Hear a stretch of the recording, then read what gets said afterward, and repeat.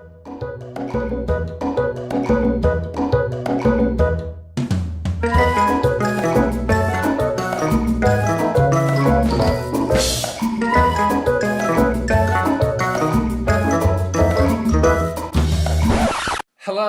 and welcome to the Broken Record podcast. I'm your awkward host, Roman. With me is my autistic host. Oh, Logan! Yeah. Somehow... Yeah, no. Is this awkward enough for you yet? No, I think we need to make it more awkward. Okay. No, I think that's just... That's fine? Yeah, it's perfect level of okay, awkwardness. Cool. I think we'll leave it at this awkwardness. So what are we going to do? Talk about movies or news? Or Yeah, this is a new podcast we're okay. starting where we're going to talk about general movie stuff, news, trailers, discussional topics. Yeah. Oh, great!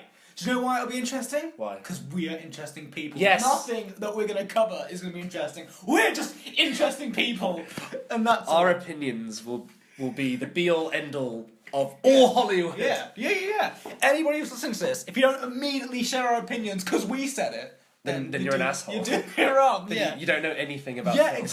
exactly. So we're going to cover all sorts of like trailers today. 10! There's a lot of trailers out recently. Yeah. Like the past 4 or 5 days. It's almost like a Comic-Con happened and dropped a load of trailers. I thought Comic Con was next week or like 2 weeks' time. So be prepared for 10 more. Ah! 10 more trailers. Oh, dude, we're going to get an Aquaman teaser. Looking forward to it. Oh, that'll be interesting because James Wan is Wan. the only interesting director Yeah, they've had. yeah. Sorry, Patty Jenkins did a competent film, but she's not interesting before Wonder Woman, was she? She did Monster. Has anyone seen Monster? I haven't seen Monster. I wanted to. Doesn't make her interesting. Yeah. She's interesting now. Yeah. Because she made the only good DC film. I like Man of Steel. Anyway. It's fine. Anyway, let's get to trailers. Hey, what rhymes with anyway? Segway! That's our segue into the next segment. Oh, this is a disaster. So Logan, are you going to either spring a load of news on me, or are we going to go straight into trailers? I think we're going to go straight into trailers first. Okay. What trailer do you want to discuss? Because you haven't seen the news yet, so I can keep... No, I don't know the news. See, this is a format where Logan just tells me the news and I'll react. Do you know what's great? Don't tell me there was another 9/11. Roman, do you know It's not that kind of news. It's Do you know what's only great? movie news. I could make fake news and just spring it on you and make like the 4th or 5th one. You could easily would not do know. that. Like, You could say, Wes Craven's making a new Scream, and I'm like, oh, thank God. hey, Roman, he's dead! Oh shit, I forgot. No, that was the joke. That's the fake news because he's not alive anymore. Andy, cool. Just like his franchises. Andy, cool. Speaking of horror franchises coming back. Oh shit, but no, you're taking it out of order, mate. Nah, yeah, let's do our own order. Okay, I mean, I've got to delete them in order. No, so don't I don't delete get them. confused. Okay. Okay, anyway, you were obviously saying. we're talking about Halloween. Halloween! Halloween's back. Okay, clearly you have more of an opinion than me. Yes. So take the fucking floor. Okay, so this is Halloween 2. Even though it's the 11th Halloween film in the franchise. It's also Halloween H2O 2. It's not, because Halloween H2O is Halloween 3, because it takes place after the second one. And as we saw from the trailer, the second film reveals that they're brother and sister, Michael Myers and Jamie Lee Curtis.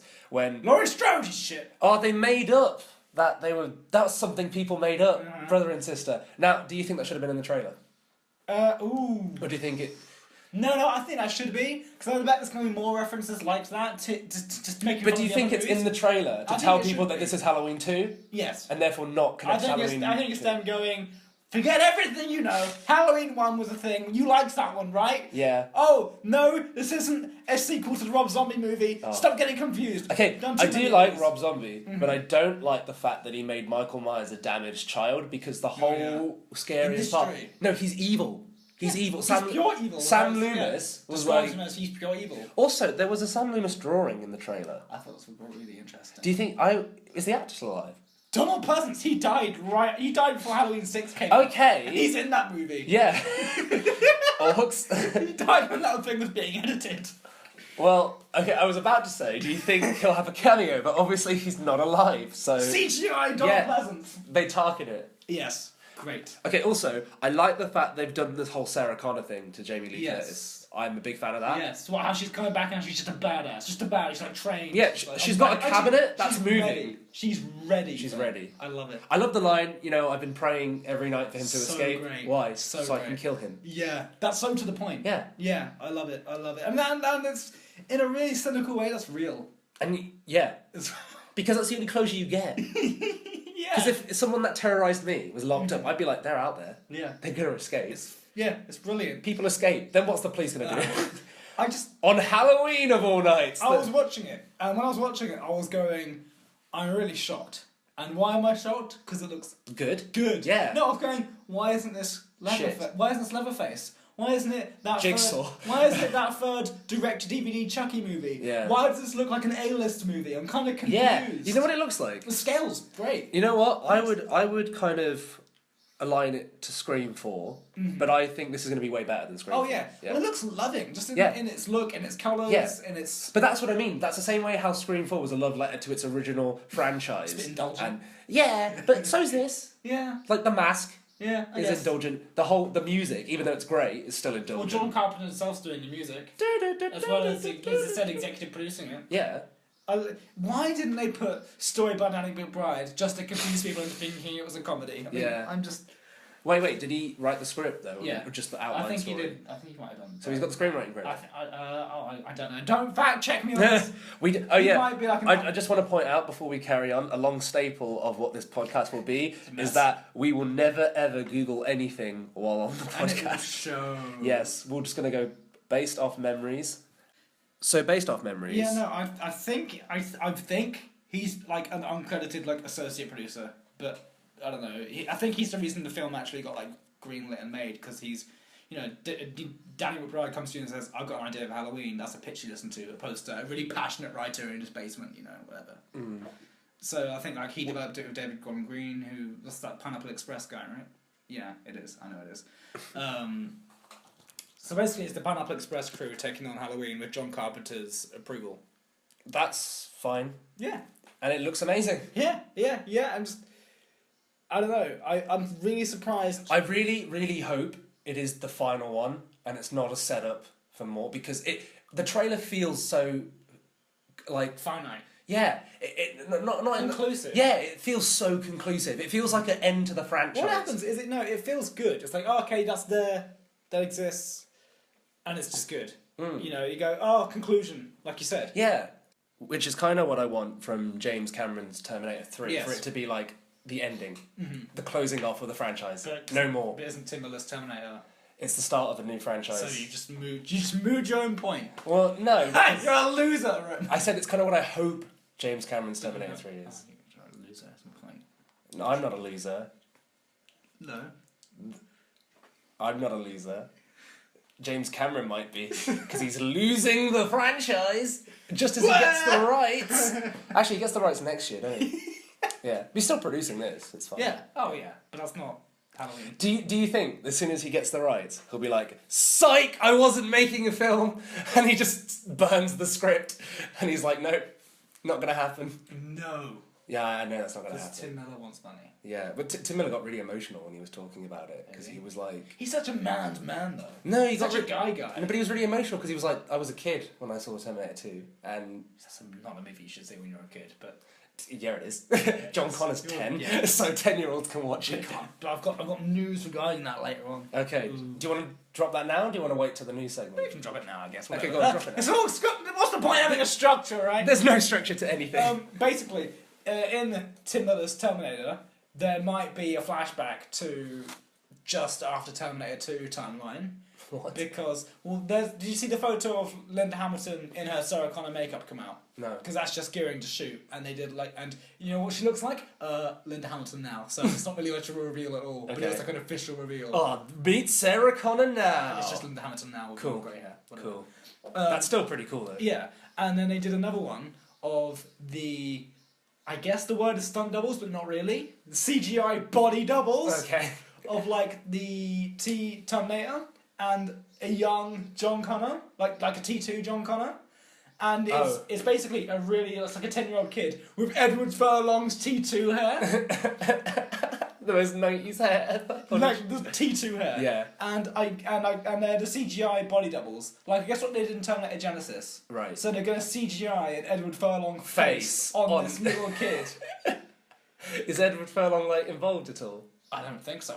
I'd love for him to be involved though. Bring him back. Can you imagine if you just bring him back as the older John Connor? That'd be great. That'd be the first time a young John Connor's I think ever he's played. off his drugs now. So Oh. that's why he wasn't in Terminator 3. Yeah. He's in all sorts of But stuff. it's funny because John Connor's a drug addict in Terminator 3. yeah. It would have worked. Yeah. He's stealing doggy drugs Yeah. from Claire Danes. The Nuta pills. Yeah. Yes. Wait, there weren't really. She was lying, weren't she?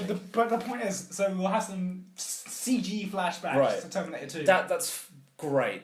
If you're gonna do. Well, James Cameron loves his CGI faces. Yeah, he so does. He does. that's Let's hope. Force it into Terminator. Do you think they're gonna put the T1000 in it? Ooh. Since that's the only marketable Terminator. I don't know, what's that? The liquid metal one? Yeah. Well, they kind of exhausted that nostalgia in the last movie. Yeah, but that wasn't James Cameron doing it though. Actually, I would love it if Robert Patrick was like a Yeah. T-1000. Yes! I'd be so into Do you know he's actually in Genesis? Robert Patrick? Yeah, he's got a cameo. He's like he's sitting on a sofa, and someone bursts through the wall, and he like reacts to it, but it's on a close up. It's a wide, so you can't really tell it's him. So fucking stupid. Yeah, what's the point? Yeah. You've actually got the T1000 in the film. Why not just cast him as it? It doesn't matter if he's a bit older. Arnie's a bit older. Yeah. Yeah, that's fine. It doesn't matter.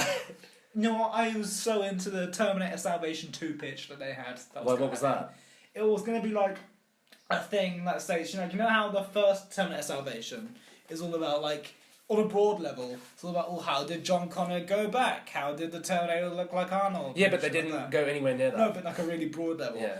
Terminator Salvation 2 was going to Was that what it was going to be called? Well, it's like a working title. before it's Okay, cancelled. fine. Yeah, fair enough. It was going to follow Robert Patrick, like now, old Robert Patrick, as a scientist. Oh. And he was going to be the human Oh. that works on like Yes, age, that's- like age stuff. That's By making yourself immortal, by becoming a liquid metal robot or whatever. Oh, so he literally becomes that. I thought you meant he builds. Yeah, the well, yeah, T1000. in his own image. Oh, but yeah, he was like working. God. Yeah, but he was working on like age reducing stuff because he's old Robert Patrick, and it was going to take place in like the Salvation I timeline. see. But it was cancelled for Genesis. You know, Clearly the better you know what the original ending for Salvation was, don't you? I did. I don't right now. Okay, I'm blanking right now. what it was, and it leaked, so they changed it, even though it was a way better ending. Oh, I did. Yes. Yeah. Yes. Which is literally Genesis. Yeah. Well, in a way, they merged it into Genesis. Basically, Salvation was going to end with John Connor dying, and the Sam Worthington Marcus Which is interesting. was going to like have the skin of John Connor grafted onto because it's him. the idea of John Connor. Yeah. More than it is actually John Connor. And it also gets rid of all the time paradoxes because it's never John Connor in the future. You can kill him. Halloween. Yeah. Do you have any more thoughts on Halloween then? I think it looks really, really good. Yeah. I liked that moment where she shot the mirror. I didn't Yes, know what was I going thought that was brilliant, Uh-huh. and to me that's amazing. I think Because I think it's stupid if you're not gonna if she's trained all the I shit. thought it was She's really- shooting on yeah. sight. She is I just shooting thought it on was really sight. ominous. Like Yeah. there's such a cliche. The killer just staring at you. When she's just walking up the street and she looks in the Boom. mirror, that's like. Mm. And But I like that her first reaction is just Bang. shooting. Yeah. Yeah. Not like, oh my god, Michael, we need to talk. Oh, do you think I there's do- going to be a Michael we need to talk I don't bit? know. I do think that prison looks a little weak though, a little campy. I like it. It looks weird to me. I love the fact that all the Some inmates are checkers. like laughing. Yeah, that stuff's great. But it's gonna be great because it's like Nick Castle coming back. Do It's you like do old you Michael think Myers. do you think Michael Myers has any supernatural things? Like Well, that was really the sequel stuff, wasn't it? We were saying cults and. yeah, but do you think that's In the first movie. the dog's barking? The dog sense evil. Yeah, they do. There you go. In the first movie, did they ever establish him as something like No. supernatural stuff? No. Other than he just disappears. No, he's just damaged. He just disappears, Yeah, yeah. he just disappears. He just gets shot and He's then gone. yeah. Without any blood. But wait, if this is taking place just after the first, yeah, like no, second one never happened. Yeah. How How are they gonna? he explain that? he got arrested. He escaped, didn't he, at the end of the first film? No, didn't he just disappear completely? No. Sam Loomis shoots him. Yes. And then when they go to see where he fell and would have shot, Yeah, he's he's not there. So he's like got up and ran off. Right? Yeah. So that's how you do it. Yeah, but he's just- arrested. I don't know. They'll think us. Do you think there'll be they'll- a throwaway line? It's 30 years later. There'll be a throwaway line. Do you think they'll reveal that they really are brother and sister in this film? Not at all. I think that'd be too lame. Yeah, They better it's have, too late. They better have some sweet ass references to Halloween Resurrection. Though. That's all I want in this movie. Like, Laurie, why are you a guns expert? Well, what do you think I'm going to do? Cut his head off? That'd be a good reference. That'd be a good reference. Trick or treat, Motherfucker. Yeah. Samuel L. Jackson's actually. Yes. Okay, No. so we move on to a different trailer. Yeah, I'm looking for my phone so I can know what trailers I wrote down. Well, I'll just start on another trailer. Do it. Because, And start with your opinion on it too. Yeah. Do it. let's go to the most underwhelming one for me. Okay. The Lego Movie 2, the second part. Yeah. Weren't you so hyped for this trailer's release? Yeah. And I walked I'm out saying- of the first film, like, literally, I needed the second one in my face in that moment, or I was going to punch a baby. Do you know what it was? And, Do you know what it was? What? For like the teenage movie going audience. Yeah, it was it's, perfect. It's our generation's Matrix. It blew my mind. The third act blew my mind. Yeah. In the same way the Matrix did in hindsight. I'd say Inception's more of a modern day Matrix. I guess so. But Inception's so fun. I know, it's boring. Not like the Lego movie. When Oh, Will- look at this top spinning! Is it When Will real? Ferrell walked down those stairs, my Yeah. mind was all Oh, yeah. Yeah, most mind-fucking moment in cinema history. There was nothing. No, in hindsight, the stuff that leads up to that. You know that they're actually alive, though. They're Yeah. sentient, because Emmett's moving in the live action. He's shaking on the I table. know, and you got all the Duplo stuff at the end, which is, Duplo. which is going to play into this, I'm sure, somehow. Now, It's I remember just- you telling me that they immediately wanted to do a Mad Max thing, and therefore that's why the yeah. landscape's like that. I mean, I don't know. I have no credit for that. I'm just Right. assuming. I'm just assuming. Okay, now, this film... Now, do you think this trailer looks really underwhelming because they're not showing any of it? You know what? Maybe actually, because the heart thing was there, but had that tag like the sister world realm, whatever it was, And it felt if that wasn't in there, Yeah. I wouldn't know. It felt like that what we was shown in the trailer is all from the first act. Yes, Yeah. exactly. At the midpoint of the trailer, when they're sucking up, Yeah, everyone, it feels like the beginning of the second act. it feels like 25 minutes into the film. Yeah. Roughly. Also, it's like I noticed. So maybe that's why the trailer's not good. So I noticed. Yeah. Batman has no lines. Yeah, but he gets stickered in everywhere. That's what I'm saying. But do you think he'll have less of a presence in this movie? You think? No. You think they play up on that because his movie did great? Yeah, but you don't want to have him take over the trailer. He took over the trailer of the first movie.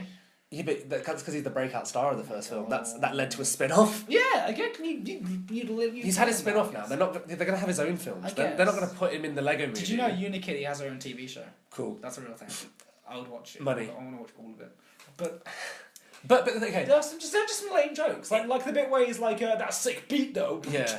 I'm like, that's... But it had good jokes, like the indicator bit. That was great. Yeah. Yeah. That's such an Emmett thing. Yeah, that's such an Emmett thing. Just It's so character. character. Yeah. But I want to say, if this isn't just the first act, Yeah. and this is That's the film, that represents the movie. yeah, What's the teaser trailer, right? you could tell, like I could tell straight away, and I said to you, you could tell this wasn't directed by Logan Miller. Oh yeah, 100%. I think it's the timing, Yeah, or maybe because it's. maybe. Do you think it's like less meta that way?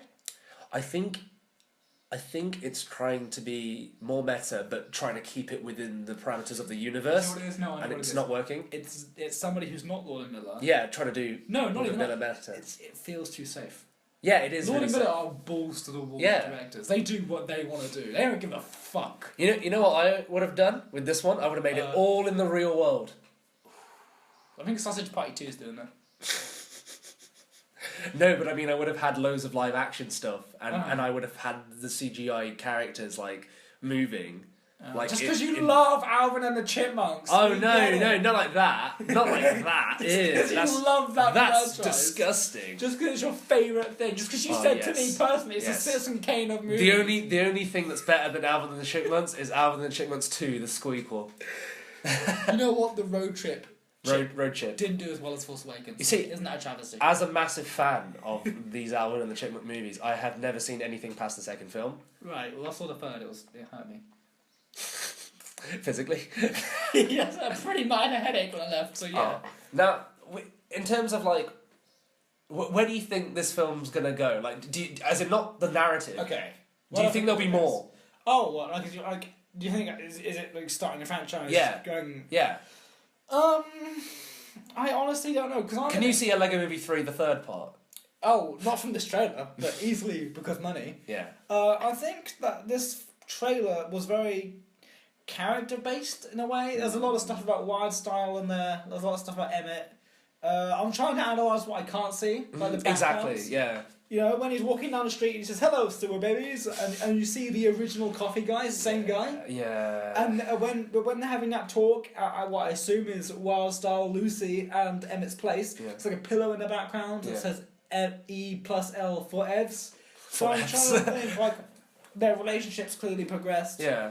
I'm trying to get more out of this trailer than what it's giving You me. see what I want out of it is this feels like a story.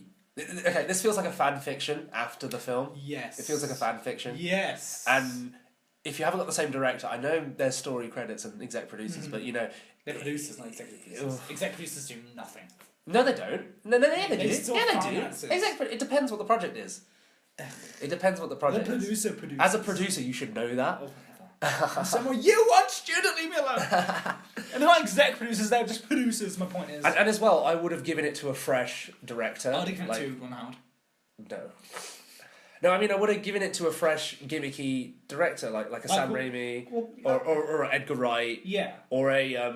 someone with style. Like, Yeah, yeah, someone that's very pop, very... Because look, the first Lego movie is a joke a minute. Yes. You just keep the jokes coming, and you miss like loads of them because, you know, it's all the time. And you need a director that can keep up with that. Well, I did look into who directed this after the trailer first came out. It's the guy who directed Shrek 3. That's the thing. Okay. Yeah, so...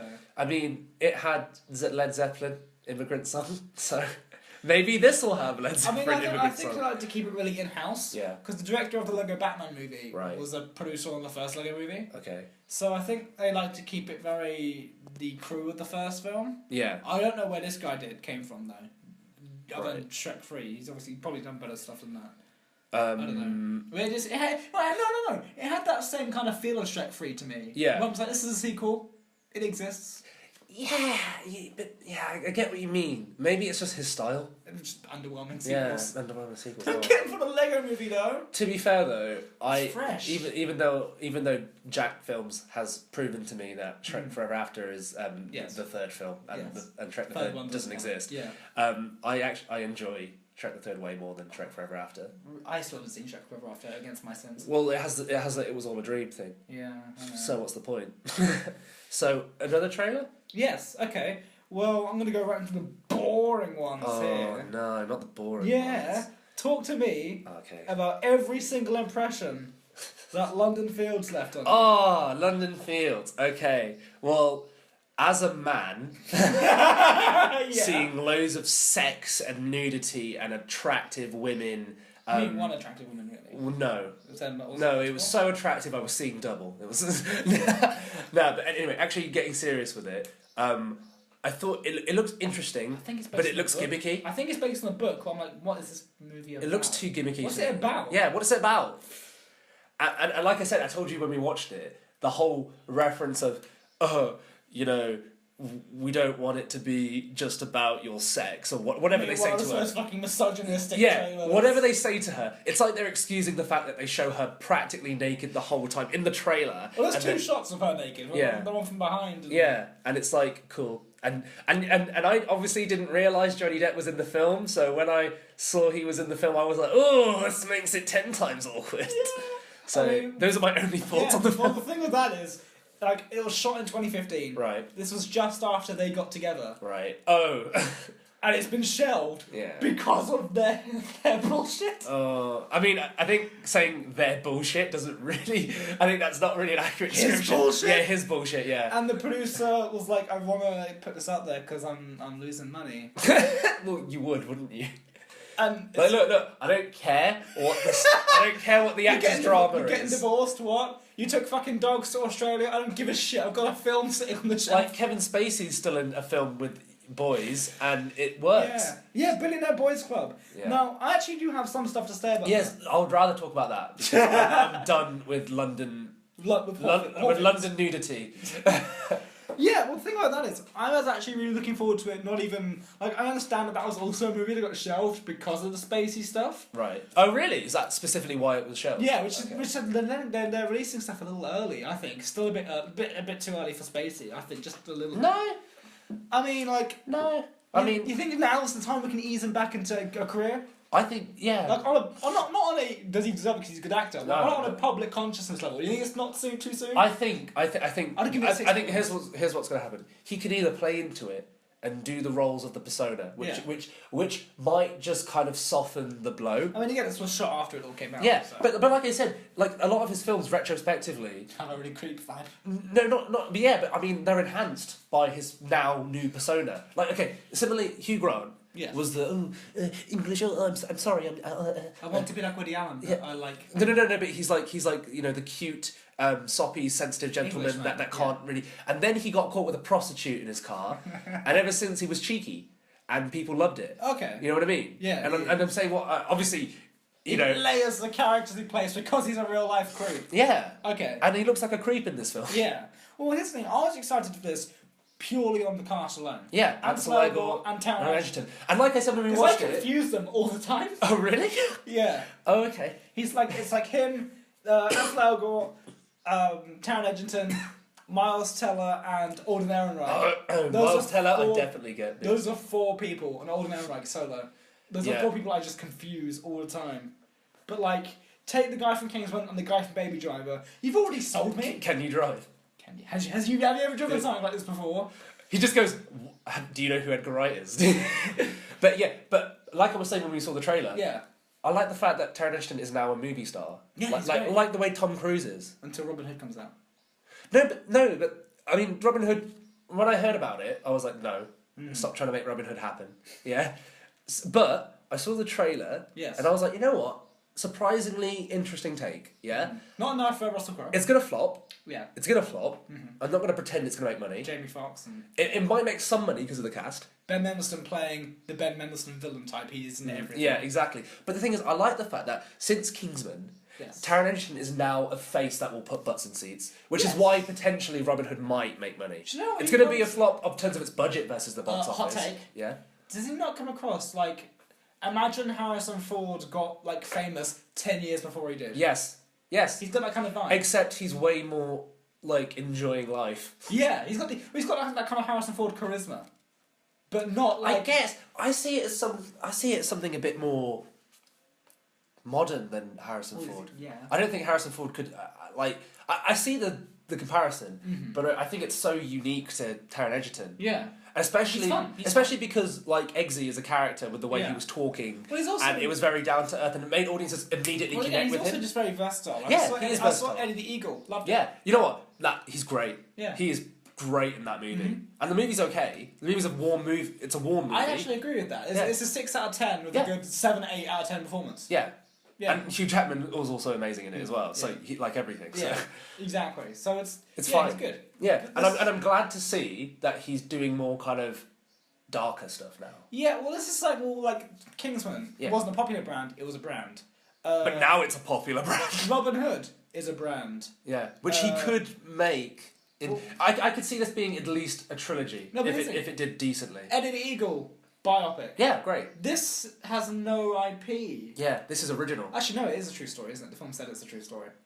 But like, Is it? Yeah, it is. Oh. It's based on a true story. Oh, But again, okay. Eddie the Eagle is a person. This Yeah. is an event. Yeah. So I'm kind of like, this has no real basis for the audience. So if people go and see this, they're seeing it for the cast. And he's a good actor. Yeah, so I do think a lot of people are only seeing this film for the cast. Though. Like I was saying Well, as I well. was curious I'm about- glad that Ansel. Elgort. Um, Ansel Elgort. yeah. Yeah. Fault in Our Stars. Yeah. Yeah. I'm glad that he's broken from that because he's a great actor. Who remembers To Fault in Our Stars? It's Baby Driver. Girls. Oh, sorry, that's sexist. YA fans. Brilliant. Yeah. Right. But, I'm um, just curious to see their chemistry because they're like yeah, two of the they big- look like they have great chemistry. They are two of the greatest up and comers like right now. Yeah. You know, they could play brothers in the film. And like I said, the ending shot is such a creepy Oh, smile. That's the thing. Yeah. I didn't think it was meant to be creepy. though. Neither did I, but it works. It works. So basically, what we're saying is get Taron Egerton from Michael Myers. That's what you're saying. No, get Taron Egerton.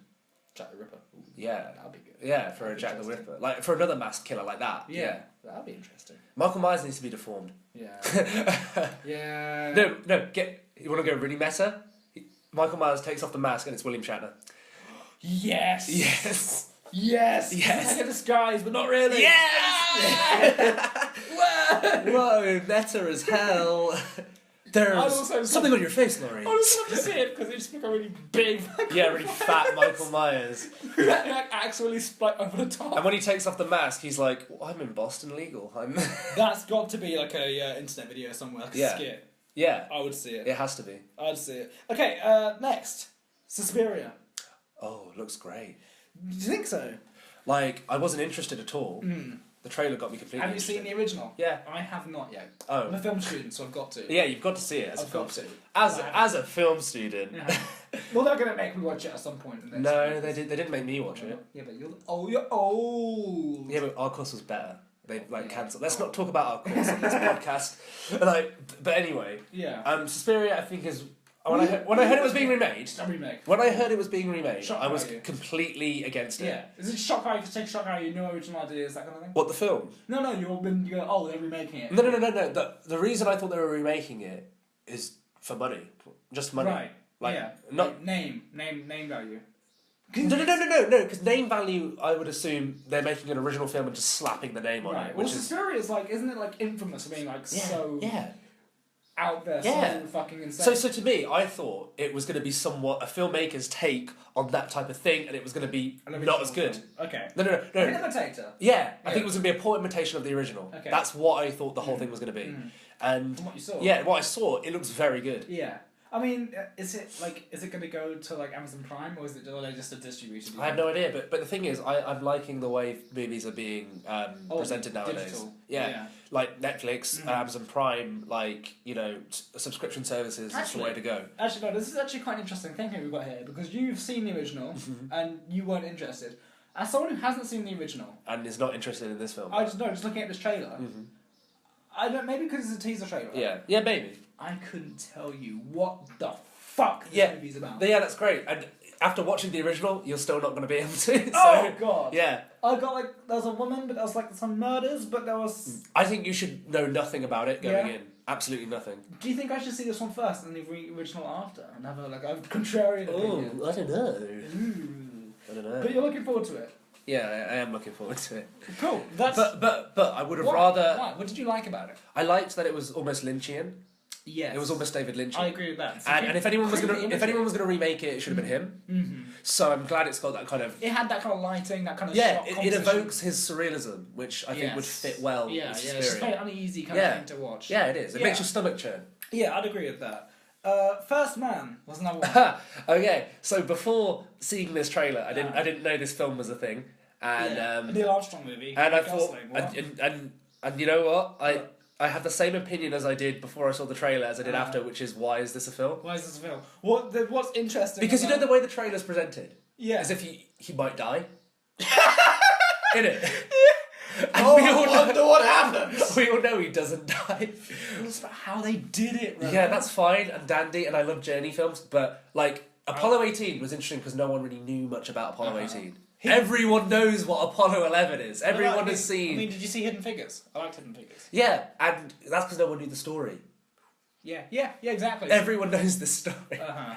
And yeah, it will be interesting to see Ryan Gosling play Armstrong in his home life and how it affects the home life. I would have rather that be the whole film, and it ends with him about to go on the... Exactly, I was just about to ask you that. Yeah. Do you think what would you rather have? What do you think they're going to do? Like have a 15-minute segment on the moon? Or is he just going to set a foot on there and it's going to cut to black? Nah, it's basically going to be The Martian, but...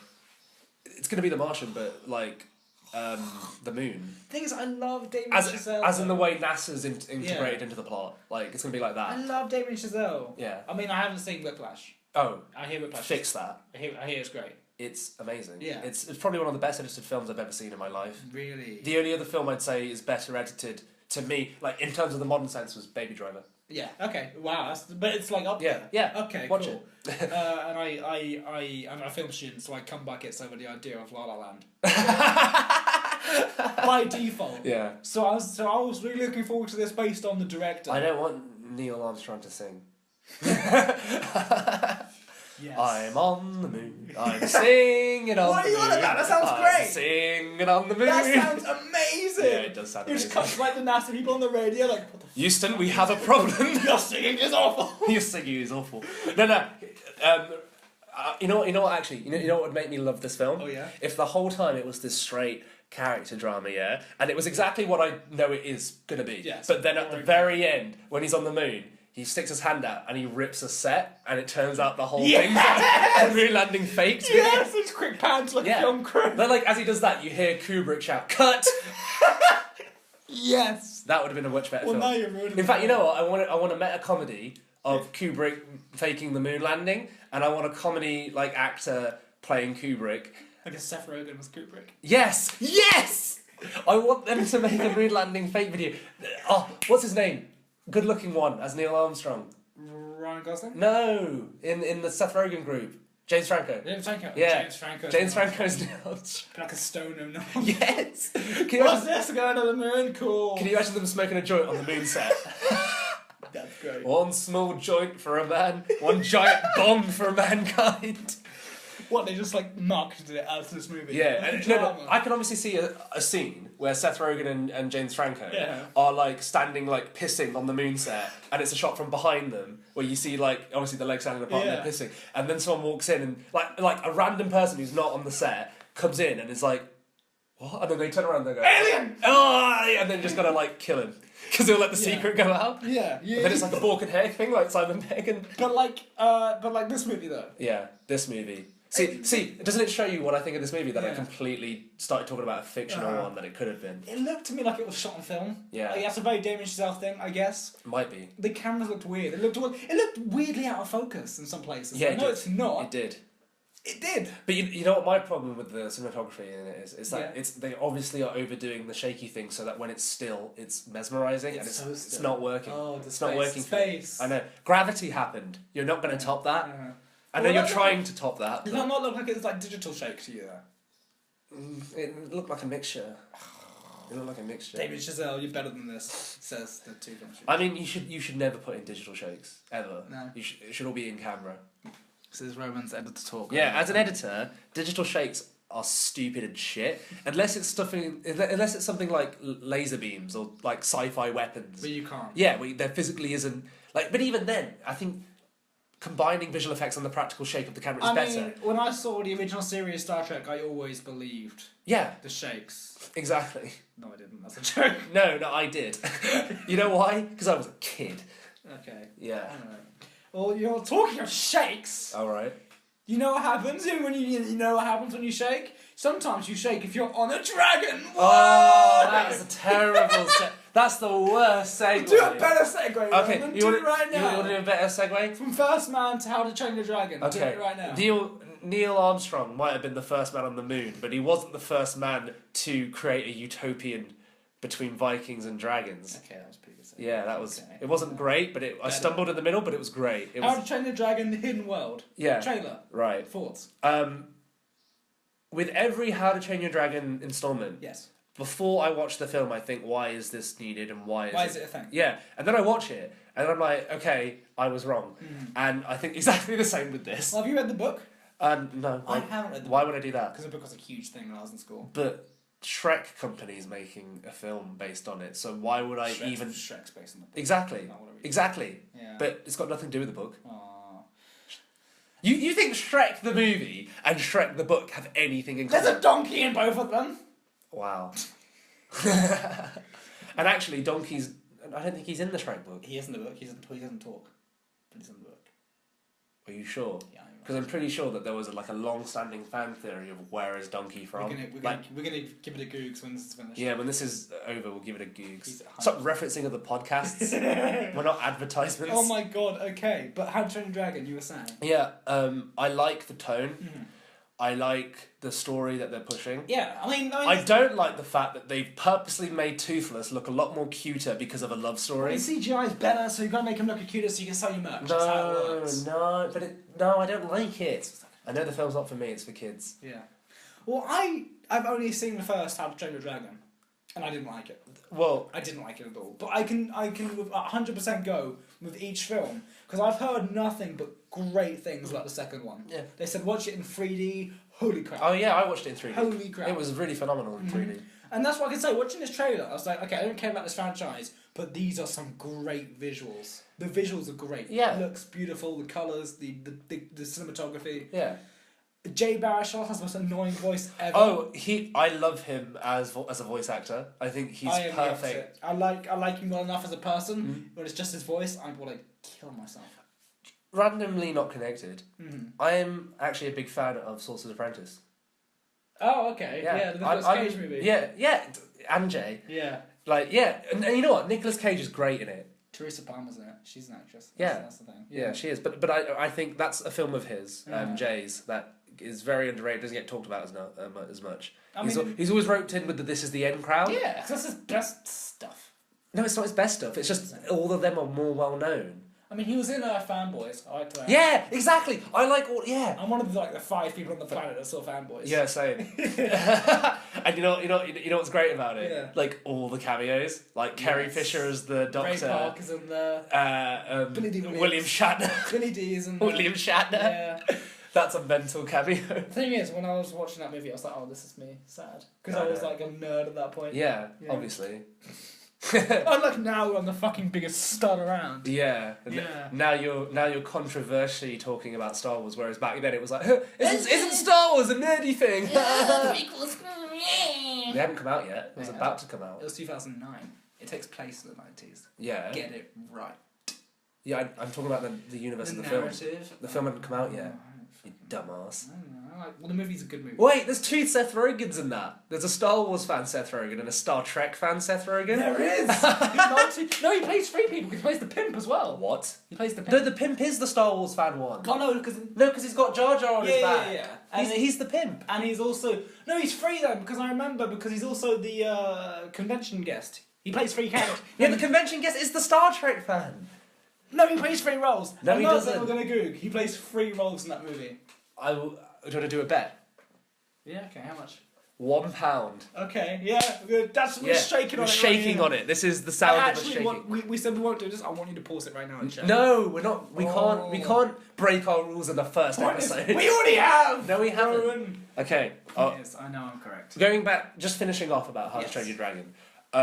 I think this is a good franchise it's good for kids. It's nice animation, warm story. They're finally giving Toothless like an actual character. It's epic. Yeah. For kids. It's a children's epic. And they've announced in the trailer that it is the conclusion. And I don't think it will carry. It might have its TV show still, but I doubt it will have another film. 10 years reboot.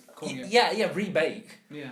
But this is the ending of this story. I mean, from what I've always gathered, it's not a series. Until 3 years, then there'll be a live action remake. It's not a series that's like dumb for kids. Like until they put effort in. Like this is good material for sure. It's almost Pixar in quality. Yeah, I agree with that. I just never really liked it myself. But I don't like some Pixar films, but they're still great. Yeah, quality. yeah. That's the thing about it. I can go not for me, but I can acknowledge. Exactly. I can acknowledge objectively it's great. It's good. Which is very on me. Yeah, I was about to say, that's not you at all. You're like, if I don't like it, it's garbage. That's your opinion. Personally. Personally, you think How to Train Your Dragons is garbage. I think it's objectively a good movie, I just don't, it doesn't entertain me. Yeah, fair enough. Talk to me about this, because I know you'll have some opinion on this. Okay. Talk to me about Bumblebee. Oh! Okay, well, I want to talk about the first thing that bothered me. Okay. The Rick Ashley joke. Never gonna give you... It's a good joke. It's very funny. Doesn't make sense. Not in 1986. Doesn't make sense. Rick Rolling's not a thing back then. The song's very popular. Yes. Bumblebee would not... Okay, unless the joke is he just doesn't like the song. Well, yeah, what if he just doesn't like music? No, but that's obviously not what the joke is. The joke is a pop culture thing. Yeah, but it could have been any 80s song. Yeah. So it just happened to be Rick Astley. Yeah, they chose that. So and it's a double joke. Yeah, it's a double joke for the audience. But I would like it if it was a bit more different style to what we saw in the other Transformers films, because I know this is a reboot kind of thing. It's a soft reboot. Yes, it's Casino Royale. Well, it's Casino Royale. They've already announced that they have cancelled the release date of Transformers 6 because Michael Bay was like, I don't want to do anymore, and they're like, fine, we'll get another director. We don't need you. Like 3 months later, they just dropped it from the slate. But he said he's not doing another one every time he's made one. Since like the third. Why would since the first? Did he say he wasn't doing a second? He said he was producing. Oh god. Okay. And did he? Whatever. Anyway, Bumblebee, it looks interesting to me. Like I said when we watched it, it looks like Herbie, Lindsay Lohan's Yes. Herbie, meets Iron Giant. Well, Haley Seinfeld is great at like everything she's in. Yeah. Even if the film's trash, she's good in it. And if it is Herbie meets Iron Giant, I'm sure it'll be great and I'll like it. Well, I'm you know, if you're gonna do a soft reboot of Transformers, setting it in the 80s is great. Yeah, that's great. That's because that's when the franchise came out. It's when it's comfortable. What I think though, I think it's too soon to do this. But it makes like $1 billion every time one comes out. Okay, So you've gotta get it okay, quick. yeah. Make money, Gotta fine. get China will give you all the money. But what I'm saying is, if you want to treat it as a soft reboot, Yeah. because they'll decide that after the film's released. They're not going to decide it. You think it's gonna be so vague, like the continuity in the film, that they'll just No, they just decide. won't reference the other films because he looks the same. He looks a little bit different. Oh no, he looks completely different. I Well, don't know what well, no, but I mean like the kind of aesthetic. He's now got nipples. The headline. No, but his aesthetic, the film's aesthetic, Oh, I guess. it's very like the others. But also the way he transforms is less over the Because top. it's primitive. It's a primitive car. It's You think different. that's what it is? Yeah, because I think the more I advanced think cars they they went get, out- the I don't more know. intricate the I transforming is. think they went out of their way to make it like more simpler. And Yeah, but I think it's because it's a simpler time and a simpler even car. Starscream though, he didn't have like an over the top with the wears. Yeah, but like I'm saying, that only works in the 21st century yeah, because the technology is more gadgety. I Back guess. then, it's all blocky, so I of guess. course the transforming would be blocky. I mean, Peter Cullen himself has said he's done work with the film, Wow. so Okay. he spoiled it for himself. Whatever. And I just spoiled it for you. Yeah. So that's the thing. Yeah. So you can call the film Bumblebee. Bumblebee looks cute. Yes. He looks very cute. Yes. And that's definitely evocative of an Iron Giant type character. The thing is it's sacrilege because no Brad Bird. Yeah, I know. After seeing this trailer, and Brad Pitt would be amazing. No, but after seeing this trailer and after seeing Ready Player One, can I not just have like a live action Iron Giant, please? I would see it. I'd love it. Okay. Do you want to know why I don't want one? Because you saw Ready Player One and didn't like it. No, I haven't seen Ready Player Okay. One yet, actually. Because if we were getting a live action Iron Giant, it should only be like the only person I can think of that could do it is Brad Bird. Yes. And if I wanted to watch Brad Bird's Iron Giant, why would I? Yeah, I'd watch Brad Bird's Iron Giant. I don't need to see the same filmmaker do the same film in live action. Where you think like I would like to see a different take on it. you wouldn't ever want a shot for shot remake, but the original's great, so the chances are it would be bad. It would be worse. Yeah. Like, Okay. Look, if there was a shot for shot live action remake by Brad Bird, I'd love it. But why would But it was not needed. Like the same way I love Beauty and the Beast, but it's not needed. Yes. At all. You love that movie. Well, that's We're gonna have a discussion after this. Well, I don't love it in a sense the same way I love like films like Edgar Wright films or David Lynch Were you stuff. really charitably saying it's possible? No. Like I've got a really big thing for Disney. Always have done since I was a kid. Yes. And Like every kid ever. yeah. But I'm a really big fan of their live action reboots. Like Okay. I think it's Even though half of them are trash, objectively.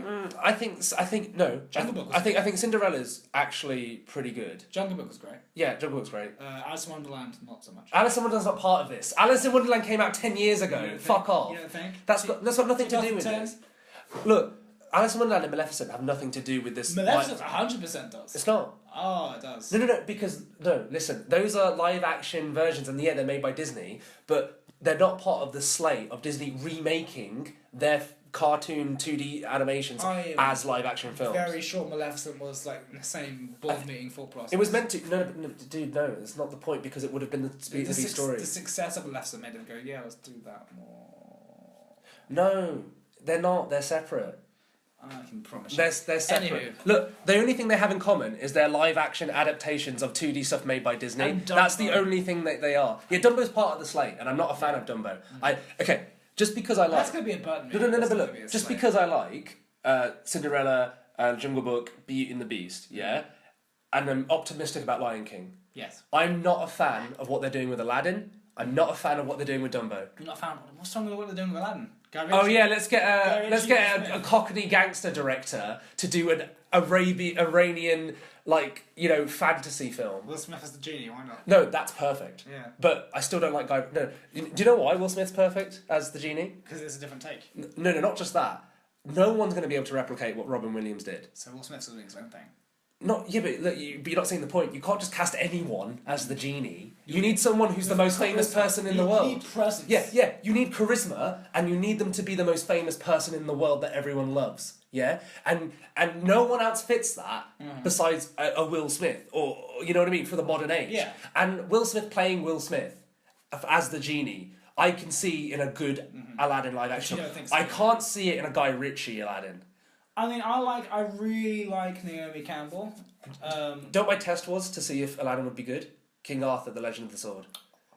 If King Arthur, The Legend of the Sword was... I actually didn't mind. I didn't mind Man from U.N.C.L.E. That's beside the point. Yeah, that's yeah, but that suits him. It's a spy film. It's an English spy And film. Sherlock Holmes 3, which comes out. Yeah. Oh, I'm so pumped for Sherlock Holmes 3. I love Guy Ritchie, but he does not match Aladdin. Because he did... When I saw King Arthur, it's exactly what I thought it'd be. It was a Cockney, like, gangster version Why of is King David Arthur. Beckham in that movie? Yeah, exactly. Why is David Beckham in the movie? And I'm sorry, but I would rather have someone a bit more culturally appropriate to direct Aladdin. Yeah, no, not putting out the race card here. Sure. But I'm saying I mean, someone that does a lot of... As a white male, you can't do that. Yeah. Yeah. And I'm just saying... And I'm not even, like... I'm not even, like, Arabic or Muslim. I'm, you know... You're white as they can be. I'm Indian. And No, you're going away! Oh, no. Well, no. I mean, if you can't tell by the voice. Oh, you're imagining a white guy. But no, I am Indian, so I feel like I have a bit more of a sense of the culture in Aladdin than, say, Guy Ritchie does. And I feel like I don't think he's going to be insensitive to the race thing. No. I just think he's not going to understand how to do stuff with the characters. You say that. Yeah.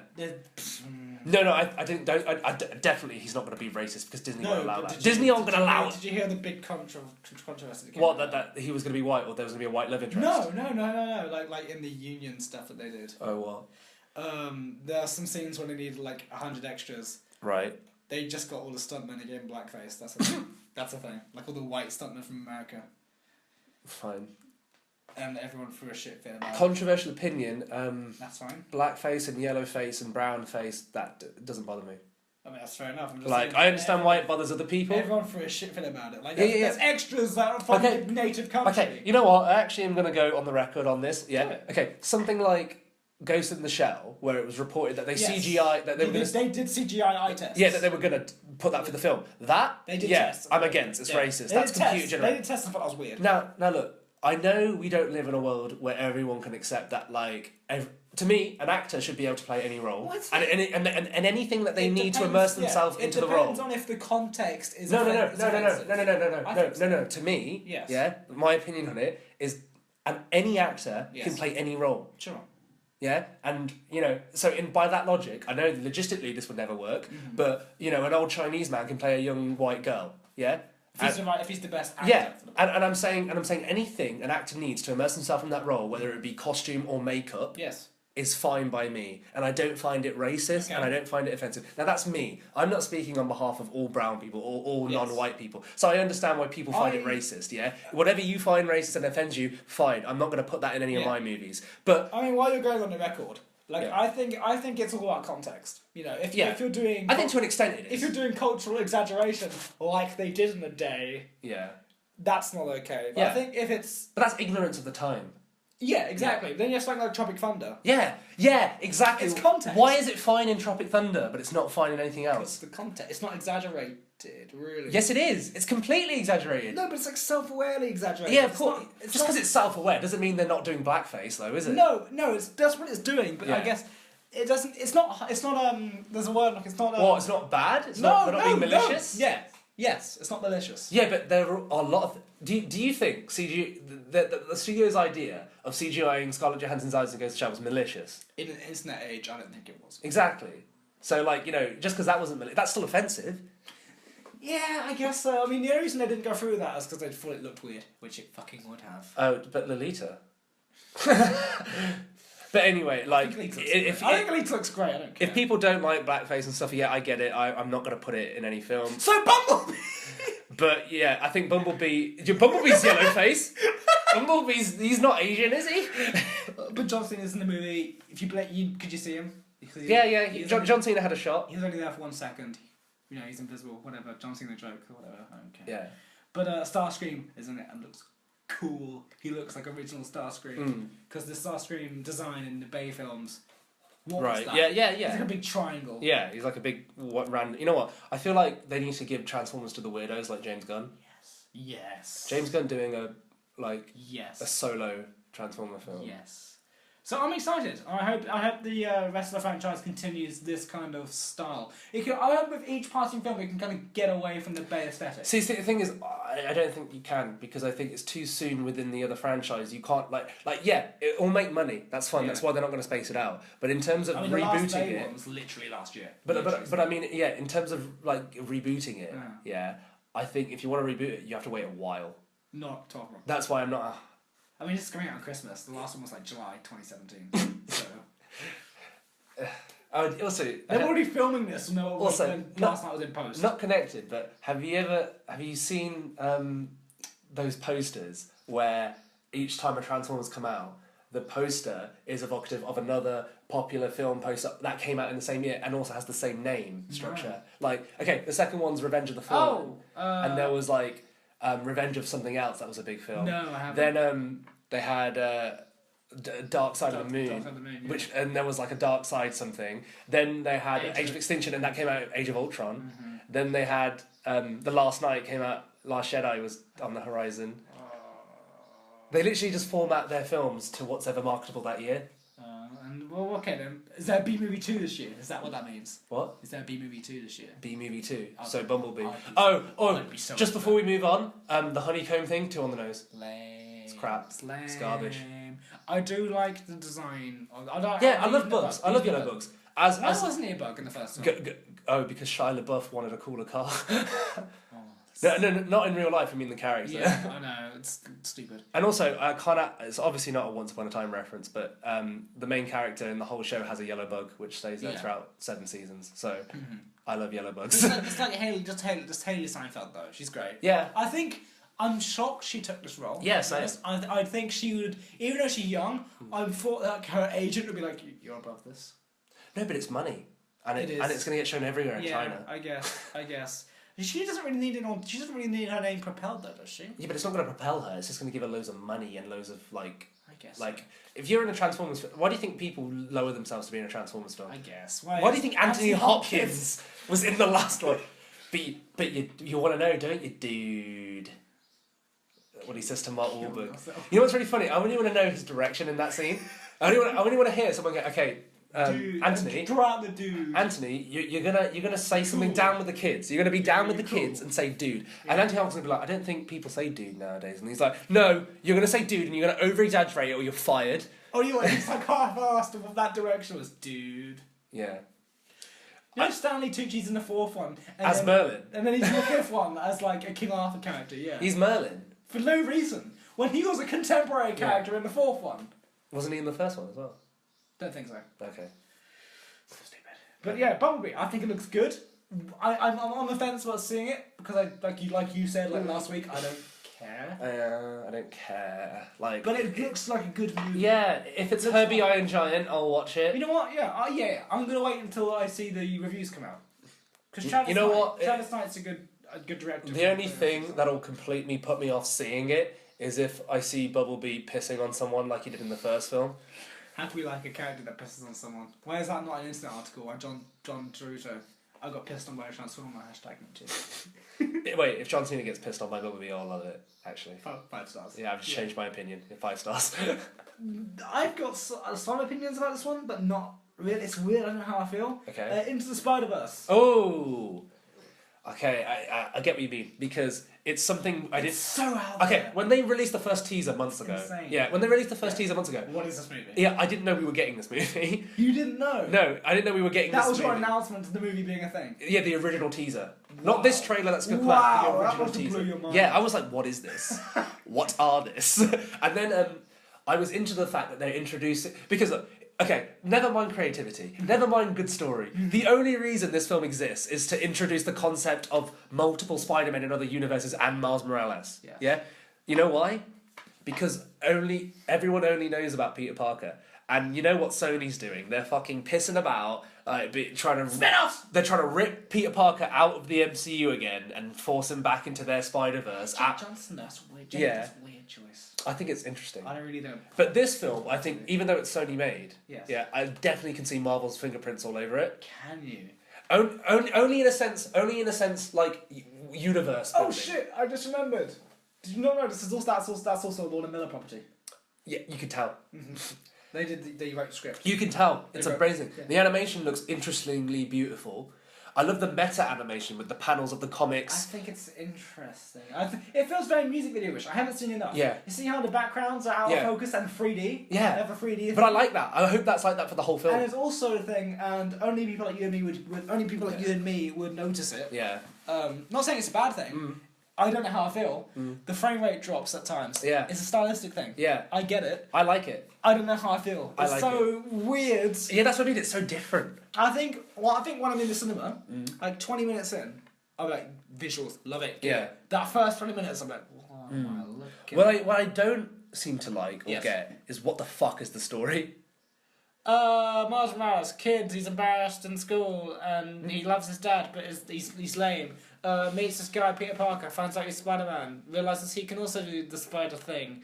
Peter Parker trains Miles Morales and there's Spider-Gwen in there somewhere. Okay, because do you want to know what I thought the story was when the first teaser came out? Yeah. It's completely different to what I think it is now. Okay. Like, when I saw the first teaser, I thought Peter Parker from the Prime Universe Yes. somehow fell through some kind of, like, dimensional portal and ended up in this universe where Miles Morales is Spider-Man. Yes. And then, together, they then go through the multiverse and meet a bunch of other Well, that's what Spider-Men. they in reference at the end of this trailer. They go, well, there's like, Spider-Gwen, yeah, loads of us. like a Comic-Con. multiple like universes. Yeah. Isn't that what they infer? Yeah. Or is it just a bunch of Spider-Men in one world? Because don't they infer that it's a universal Yeah, thing? yeah, multiverse. Yeah, yeah. So it's just like, I don't know, because Spider-Man, like Peter Parker was the button on the first trailer. Yeah. You didn't see him till the end. Yeah. And this one, they kind of show him from the middle. He's like the older Spider-Man. I'm excited because Miles Morales is just a cool character. Yeah. You see him in a TV show. And they've already seeded him in the MCU with Yes. Childish Gambino's Yes. nephew. Yeah. So I'm like, I'll see it and it looks gorgeous. The colours, the shine, the reflection. Like, okay, have you ever seen? I'm up for it. Have you ever seen Eric Bana's Hulk? Yes. By Ang Lee. That's a movie Yes. that tried its hardest Hardest to be. No, you know what? That is the best comic book movie ever. to look like a comic. Yeah, because it's the only comic book movie. And The rest are just superhero movies. It really is. It hurts me. The only other films that are comic book movies, like as well as 2002's Hulk, is the Fantastic Four, the two films of them. Yes. Those three films altogether are the only comic book movies that exist. This movie looks straight up like a digital comic. Yes, And in a that's good great. way. And that's great. Yeah. Yeah. There's textures, there's colours. Yeah. I have not seen animation like this. It's beautiful. You know, and also you can see they're doing the very Sony thing, and they're pulling out so many villains.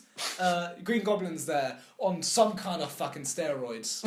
Do you see when he's like pulling? Was that Green Goblin? I thought that was I Green Goblin. don't know. I didn't see any villains. You did no, because that's like the thing. Spider-Man was fighting in the sewer. And it was big and green. It's like. Nah. I'm going to show you when this is done. Yeah. Green Goblin, and also Kingpin is in the trailer. Oh, okay. Because that was his silhouette. It was the big. It was like a big block. It's like it was comic book Kingpin where he's like. What? Is this a square? He's like a big square. Yeah, and it's Kingpin. Okay. Because they did the comic Kingpin's stomach, where it's literally just like a square. I don't like that. And it's but it's so stylized. Okay. And I was into it. Okay. I'm into it. Okay. So- I'll be open-minded. Not. So this movie has no consistent aesthetic. No. What I kind of like, which they're not going to do as we can tell in the trailer, every different universe, if it had like a very different aesthetic look, Yeah, that would be different great. colours, different like animation style. I mean, Peter Porker, the Spectacular Spider-Ham. Yes, yeah, do that. Bring that in. Yeah. Could that be in the same universe where Thor's a frog? Yes. Throg? Frog. Throg? Yeah. Throg? Throg? Into it. Yeah. Yeah, do it. Yeah. So it looks like it can be just a mindfuck. Yeah. Can you imagine seeing this movie stoned? I can imagine watching it like on acid. That'd be great. Would it change at all, do you think? Yes. It's acid, Logan. I'm an innocent being! Oh, let me educate you. It's what the CIA used as a weapon. Cute. But getting back to movies. Yes, on the final trailer, one I've got surprisingly no opinion about, but it does have the best performance ever by John C. Reilly. Oh. Ralph Breaks the Internet, Wreck-It Ralph 2. You saw the trailer and you said you liked it. Yeah. Yeah. Okay, look, I think me and you already know. It's Disney doing the Emoji Movie. Yes. Yeah, obviously. It's them saying the emoji movie came out. Oh, you dumb shit, Sony. This is how you do it. This is it's exactly that. It's like, oh, Sony, you're such an idiot. This is how you do it properly. You wanted to make money off this. Look, we're gonna just shit out a movie. And you know what? Yeah, and you know what? I do think it's It's a weird place to take this franchise. Yeah, going to the I would internet. have liked it if it was an original property. I would have saved the internet for the third film. It's the big gimmick for me when I was like 13. Yeah. And I was watching the first movie. I was like, I love the fact that this is Video games and The arcade. video Yeah, game movie. because wasn't there a big deal about maybe Mario coming in? Yeah. Especially for the sequel. And now, who cares? Because Yeah. Disney and Iron Man and Star Wars and princesses. Muppets and- Yeah, fuck Yeah. off.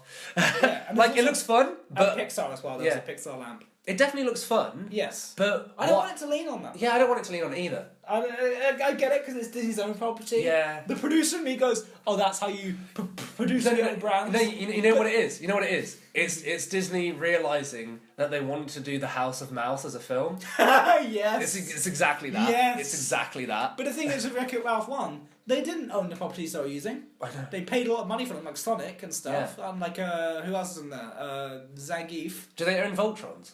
Don't think so. Because Voltron was in... Wait, no, he's in Lego Movie, isn't he? Yeah. Duh. Don't think so. Same thing. So there's that whole thing. I would have rather... Like, it's not the sequel I would have imagined. Yeah, obviously. it's definitely not the sequel I was expecting So I from Wreck-It go, Ralph. internet. Okay, it's a movie. You know what? I just think the whole premise of going inside the internet is a very dated thing. It's a very 90s thing. Yeah, it's very... Unless you're going to do something like Chat Room. Like, do something surreal. Oh, they'll do that. They'll do that. No. They'll totally do that. They won't, because that's like a surreal, like... I don't know, they showed Skype and Twitter. No, I don't mean going into a chat room. I mean the film chat room. Oh, with right, Aaron okay. Taylor Johnson and Oh, okay. the yeah, Channel yeah, 4 yeah. with yeah. Get Out guy. Yeah, I know what you mean. Yeah, like that premise of going inside the internet and having it like a surreal landscape Yeah. and being arty with it. That I think is the only way you can make it work. Whereas this gimmick is such a 90s thing to do. We're going inside the internet. What would it look like? It's very. I mean, it's also a very noughties thing.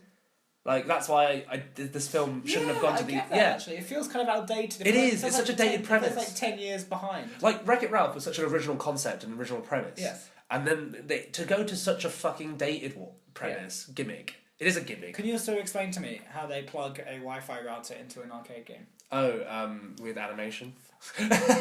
with all the billions of dollars that Disney has. It feels so forced. And Yeah. I like these characters a lot. Yeah. You know? So I'll see it. You know what though? You know what? What? It might completely not be that. It might be the characters we love, like Ralph and Glitch Girl.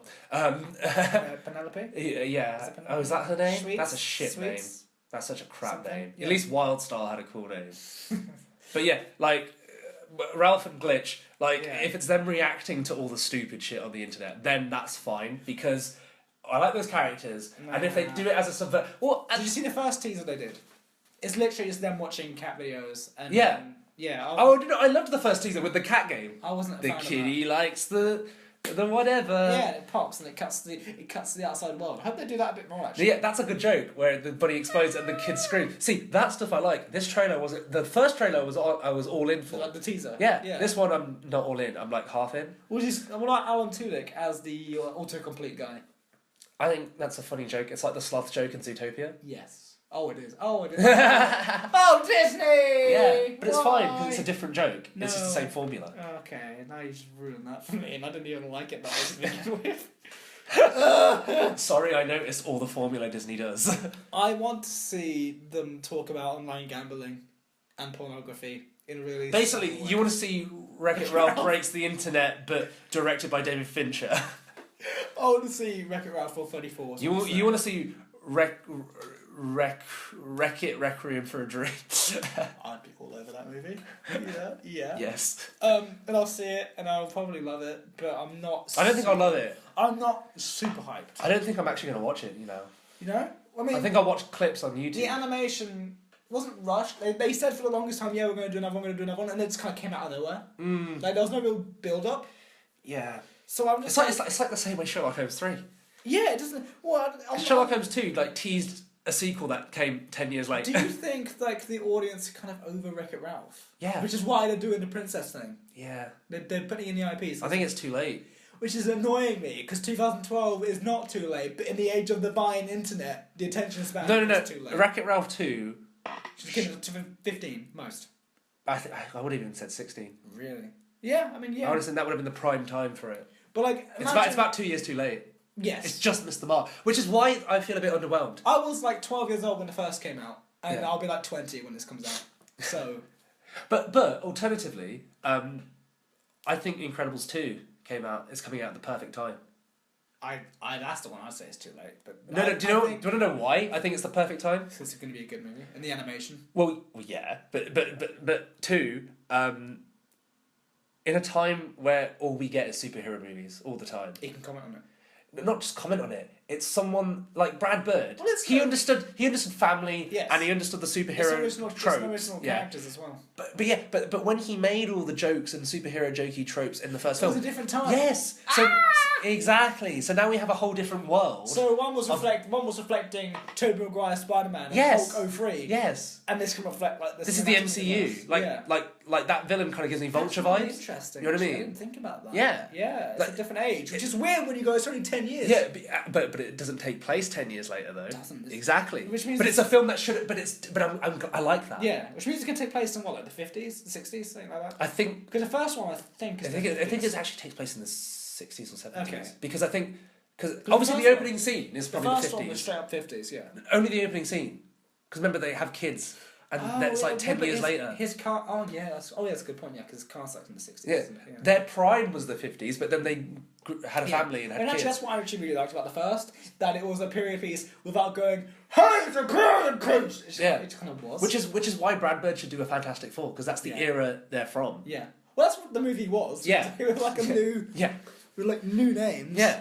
And let's see what he can do in a world where all we get is superhero films. Would you have preferred it if they did it in real time? What, said it 10 years later? I would have. What, said it 10 years I later? think so. No. No? No. Like Dash and his early 20s and All everyone Jack wanted. being Like as soon as the first child. Incredibles ended, all we've wanted is more. People wanted specifically an so Underminer you thing think as it would well. have been too different? Yeah. And too different for the audience? Yeah. Yeah, I guess so. I think the Underminer's in this one. Which does that make the game as the Underminer not canon? Yep. Oh no! Oh no! Yeah, so... That's a garbage game. The first Incredibles was great on PS2. It was alright. Yeah, no, it was great. It was okay. I didn't have a memory card, so I couldn't. So the first level. Yeah, I couldn't get past the Dash is late for school bullshit. That was so annoying. Oh, I want to play it now. Oh. I'm gonna go on Amazon for like 2 Oh, days. can I just say, I really hope there's because it takes place the next day. Yes. Yeah. I really hope there's a scene where Dash's teacher is still fucking paranoid and like trying to catch him. In fact, can he be the villain? Dash's teacher. Yes.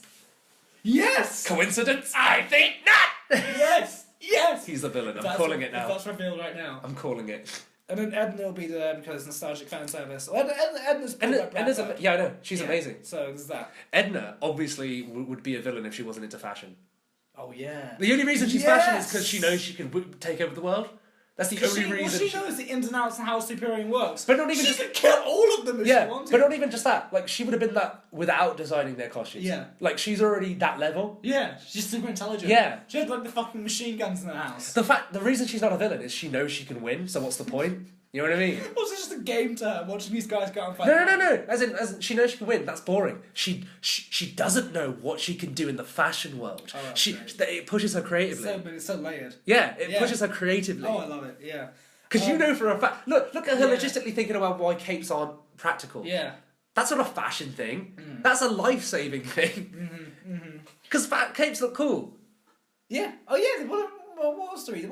Because it kills people. No, like 100 years ago. What was the reason for the cape? Was it like a No, because it's like historical? I used to know this. It's a historical context. It's what kind of gladiators and all the kind of most heroic people Yeah. in fiction and history It's like a had. status thing. Yeah. Yeah. Yeah.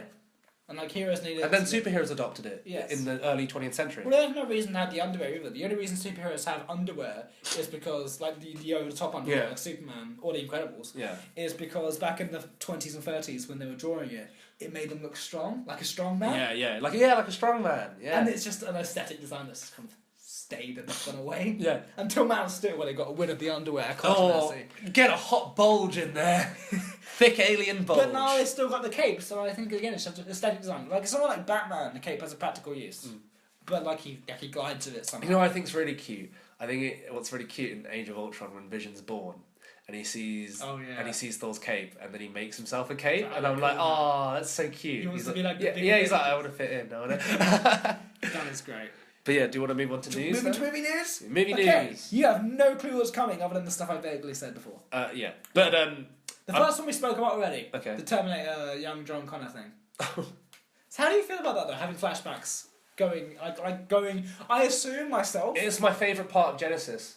I assume myself that the flashbacks in question will take place directly after Terminator 2 finishes. Yeah. Because it ends them going on the road. You know, it'd be great if they played the Terminator 2 alternate ending where Sarah Connor's an old woman. You know, I think that's actually the ending on one of the alternate cuts. Well, yeah, if it's an alternate cut, then obviously it'd be the ending No, because it's an alternate ending. there's like 3 different cuts of T2. I've only seen the super extended long one. Yeah, well, that's only extended of the theatrical cut, which has those endings are the same though, like the extended one and the theatrical one. The only one that's different is the alternate ending. The special edition. I think might have the alternate ending.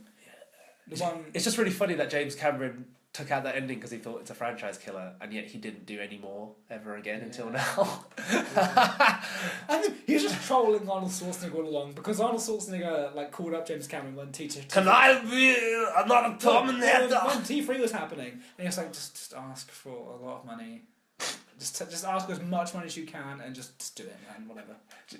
But you're not directing. I don't want to do it. But I don't want to. Have you ever listened to the commentary of Terminator 3?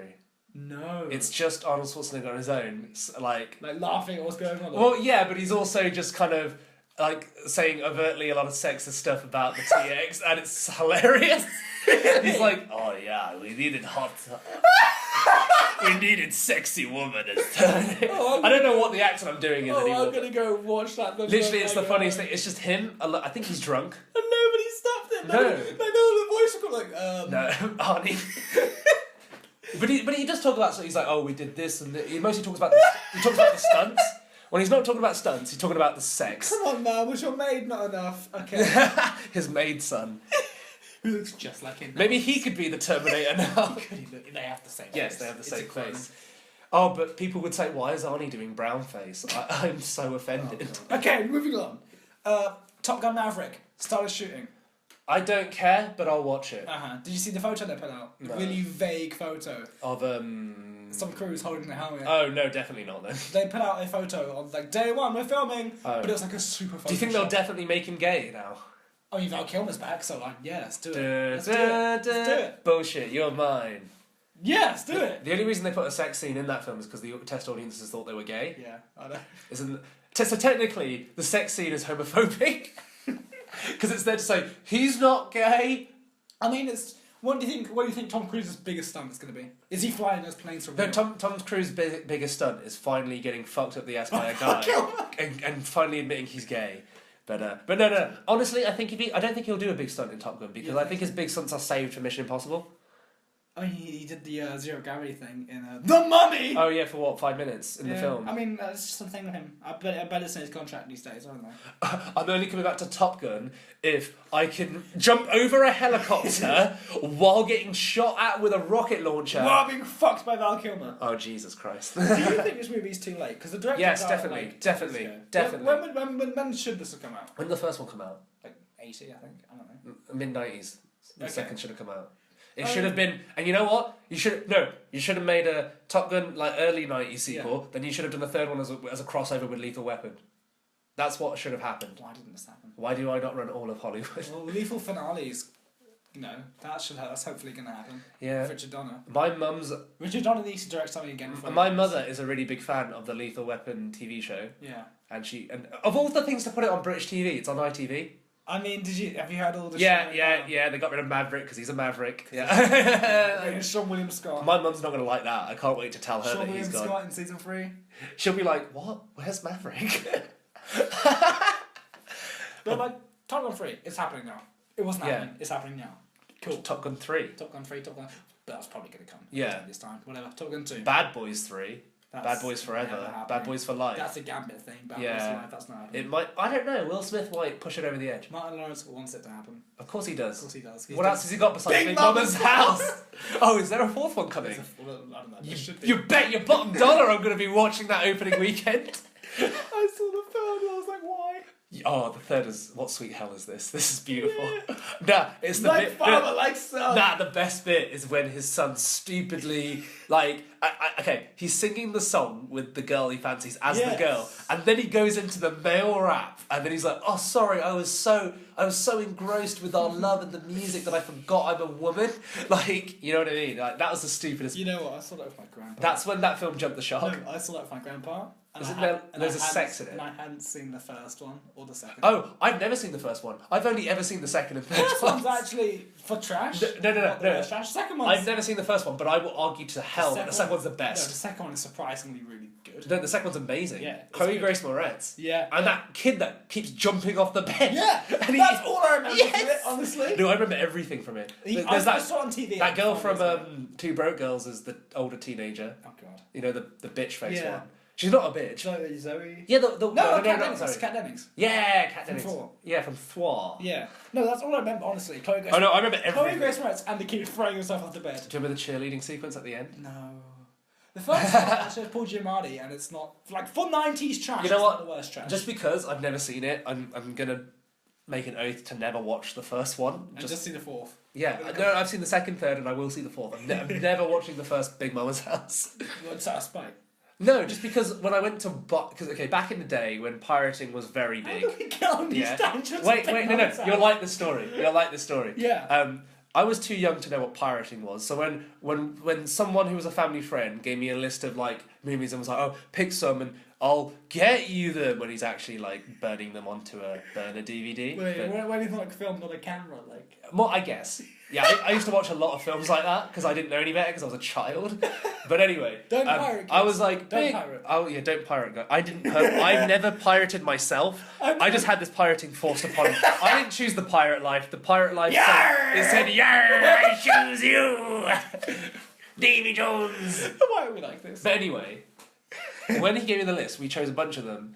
Me and my sister, and one of them was Big Mama's House. Yeah, and we got it. And obviously he'd printed it on paper and put it in the DVD set, and it said Big Mama's House, and the back had the Big Mama's House thing. The disc was just Big Mama's House 2, so I just had to accept it. So What's going on? so for a time I thought that was the first Big Mama's House. Wow, that no setup. You were just like, these are these characters. Yeah. And it worked. It works. Yeah. It works as its own.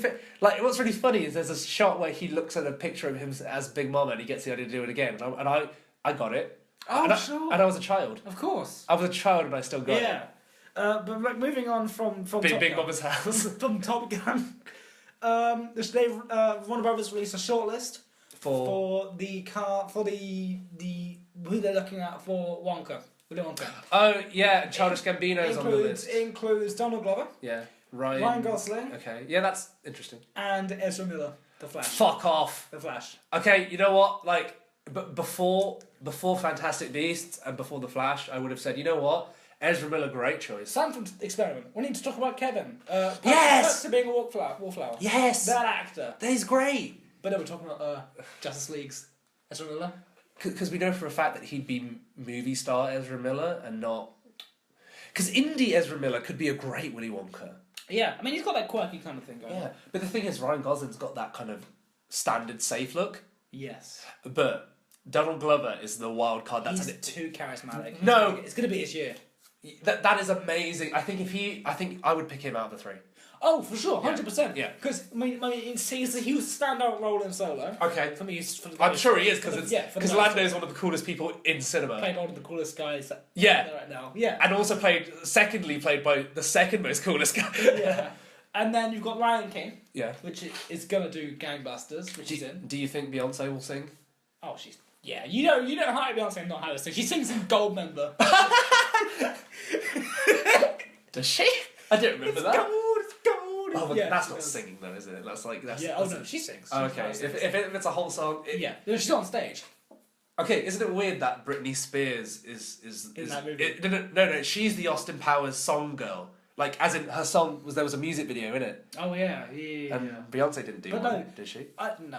Okay, that's a waste of potential. Yeah, I think it's gonna be. I think it'll end up being Gambino. Right? But if you do that, does that make it a prequel to the original? Still, No, no. no. But the thing is, even if they do cast a white person, like it's still a soft Like it's a soft reboot in the sense that I mean, it could be a they're making prequel. They're making it so they can do a franchise. I mean, No doubt. I mean, no doubt. if you really want to pull the like, oh, is it a prequel because he's black?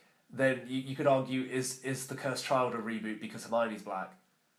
Cursed Child. Yeah.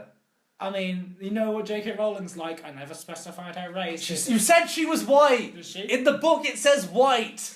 Does it? That's a Yes. description. It says white face in a not in the first book. Oh. In a later book, it's describing like that she's pale and something. Oh, and she's like scared of something. Yeah, So, and it's like that's her what I'm white going face. for. I don't know. Black people can't have pale white faces. they can be somewhat pale, but they can't be white. I don't know. I think it's going to be Gambino. Yeah. Because Do you think okay, sticking on the race thing, do Yeah. you think there'll be any have you ever tasted chocolate before? And he's like hitting on someone? Do you want to taste You a know sweet what? chocolate? I think he would 100% improv that. Yeah, of course he would. Of course he And would. they would 100% leave that in. He would be like, do you want a sip of hot chocolate? Wink. And wink, yeah. Yeah. Because you know what? That's not too racial. It's on the nose enough that the kids won't get it. But the thing is, it's cheesy enough not to be offensive. Yeah. And it's not something It's not like he's doing Black Only he- Dynamite, is only it? he It's can- not like only he's he can doing make Black that work Dynamite. as well. Huh? Only he can really make that Yeah. work as well. Yeah. You can't get mad at Donald Glover. I know. So yeah, no, I don't know. I think, like, what would you do? Yeah, okay. What do you think this movie's going to be about? Oh, I think it's going to be about him trying to, either him, how he got the factory, Yes. yeah? And it might be an adventure tale of some a trials he has to complete to impress a chocolatier. Yeah, as in he's got to impress OG Wonka, who isn't called Willy Wonka. Yes. It's like a different character, but it's basically the Willy Wonka that we know. Yeah. Yeah. So he's got to impress that to become the Willy Wonka we know. Yes. Yeah. Either that or it's literally just a random romp. That'd be really interesting. So like Charlie and Chocolate Factory, except not in the chocolate factory. Because Charlie has his trials he has to do. Yeah, no. I do think there is I do think the chocolate factory is there, but it's someone else's that gives it to. I would Wonka. like like it the way as he gives it to Charlie. Yeah, I'd like it to be an achievement, like at the end of the Yeah. film, like, I've got my chocolate Yeah. factory. I'm gonna do great things. Like, Yeah. run it into the ground and never. 10 years later, bankruptcy. Yeah, it's such a weird. You know what I would do? I would make it a kind of. I would like to see Ryan Coogler do it. He did Black Panther. I guess. Only because He I did think. Creed. Creed was great. Yeah, Creed's great. Creed's great. In fact, Ryan Coogler hasn't made a bad film. No, from what I saw, he's made 3 10 out of 10s. What I've saw, because I haven't seen it all. Fruitvale Station's great. It's amazing. As well. Yeah, amazing. I've only seen like 15 minutes of it, but what I saw was Yeah, great. it's great. Yeah. So yeah, I haven't seen Black. I would like to see Ryan Coogler do it because What would he bring to it though? Okay, yeah, you haven't seen Black Panther. No, I haven't. Okay, well there's a bit. I don't care. Yeah, no, wait. This isn't really spoiling it. It's like it's telling you you've seen Infinity War. Yes. So Yeah. the biggest spoiler is spoiler alert that Wakanda reveals itself to the world, which everyone will know because it's in Infinity War. Mm-hmm. Anyway, the bit where you first enter Wakanda, and the bit where also he has a coronation and there's a sweeping shot where you see all the tribes. Like it's in the trailer, so you must have seen Yes. that. Yeah, I can see Coogler doing that the first time you go into the factory. Oh yeah. Oh yeah. Well, he would photograph it nicely. Yeah, and I can imagine his take on the factory. And I would look, and not to say get Kendrick Lamar back to do a score, but I like the musical tone. Style. So I would say get Gambino to make the soundtrack. You know what? Rapping Willy Wonka. is Yes! something I need. Yes! Yes! Yes. It's one of the few things that Epic Movie got right. I would be into that. Yeah. Yeah. Like, I would like, I don't say, I don't have... Do you think... I was thinking, like, when I thought of Childish Gambino doing Yeah. the music, I thought, okay, would I want it to be a musical where he's singing, but it's like kind of urban, or would I want him just to do the soundtrack and it's still just a straight film? Yeah. And I just can't decide. Either works. Either works. Oh, you know Childish Gambino would be so down to do a tie-in song about chocolate. Yeah. Sweet like chocolate boy. Oh. That needs to be in it. Do you think... That song Yeah. needs to be in it. Do you what do you think they'll do with the design of the Oompa Loompas? Do you think they'll go for more the really obscure 70s design or the new design, or they do the really racially inoffensive design of the book? What's the design of the book? Have you seen King Kong? Which one? I guess any of them. Yeah. They do that. Oh. Yeah. But it's like drawn. Anyway, I think an interesting way to take the Oompa Loompas is make them a CGI thing. That's Yeah. that's never been done. I mean, never Make them more creature. Make them more creature-like. Ooh. Because- make them otherworldly. We don't want them to be intimidating though. No, make them cute. Okay. You want a market? You want merchandise? Fluffy and Olympus. What would you compare it to? Like, if in your head.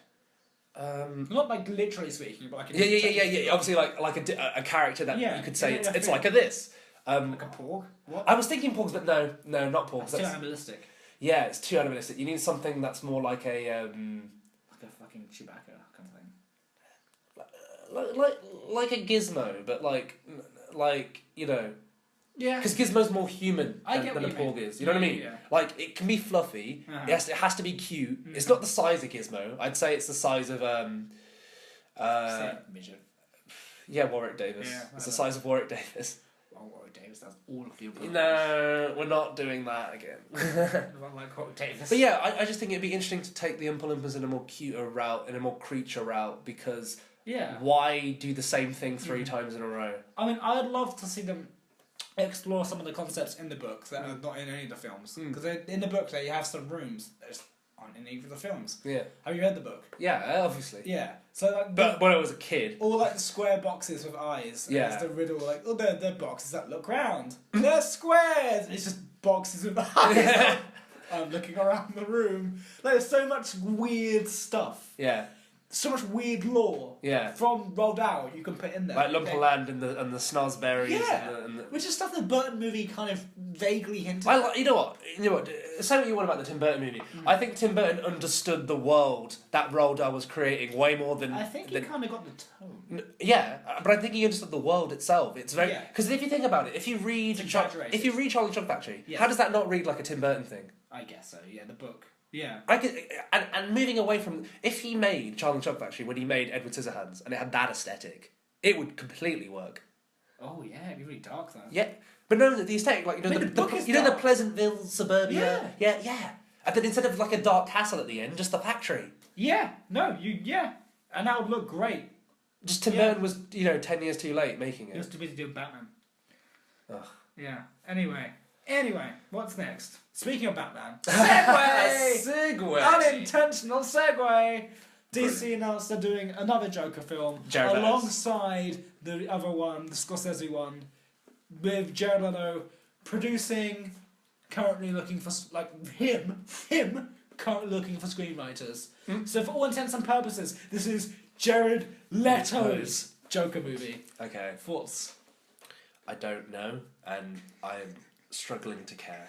Well, But I will care when there's a trailer. Do you think it'll ever get made ever? I mean, Jared Leto hasn't. You know what? Jared Leto's quite arty. And I can seemingly- see him getting a movie made. He actually, you know what? I think he's so bitter about what happened Yes. with Suicide Squad. He would fast track this as much as he can. Yes. Like literally, this only exists because he was cut out of Suicide Squad. Yeah. This only exists because of Yeah. that. If he wasn't, then he wouldn't have made this. I mean, he's in like 6 of the films getting. Exactly. So why does he need one on his own? Because Hot Topic needs. Because to he wants his sell dick Jokers. sucked by the DC fanboys. And I got nothing against him because I quite like some of his acting roles. If you want that, then doing such a wild card interpretation of this character is not the way to go. No, because he doesn't understand that differentiating yourself from Heath Ledger doesn't mean going. Genius. You know what? I'll watch it eventually. Maybe not in cinema. Yeah. If the trailer changes my opinion, I'll watch it When in it's on cinema. Netflix. Yeah. Not even then. If it's on a plane. Well, who would you want to direct a standalone Joker movie with that Joker character? With the Jared Leto Joker. Yeah, who would do that Tim Burton. well? I don't feel it. I'd get a comedy director who could do dark stuff in theory. I don't know. No, I want a Tim Burton. I want a psychopathic weirdo to direct that. I'm trying to think of something right now. Everyone I'm thinking of that's weird isn't a psychopath, so I can't pick them. But I need someone that's like, you know what? Let's go really arty. Let's go David Lynch. A David Lynch. I think I've asked him to do things 3 times in this podcast already. Yeah, but that's too mainstream. What, David Lynch? Yeah. Okay. How about Guillermo del Toro? Yes. Yeah. Oh, I would love that. Yeah, Guillermo del Toro That'd be doing great. a Joker film. Yeah. That'd be great. So that's happening or not.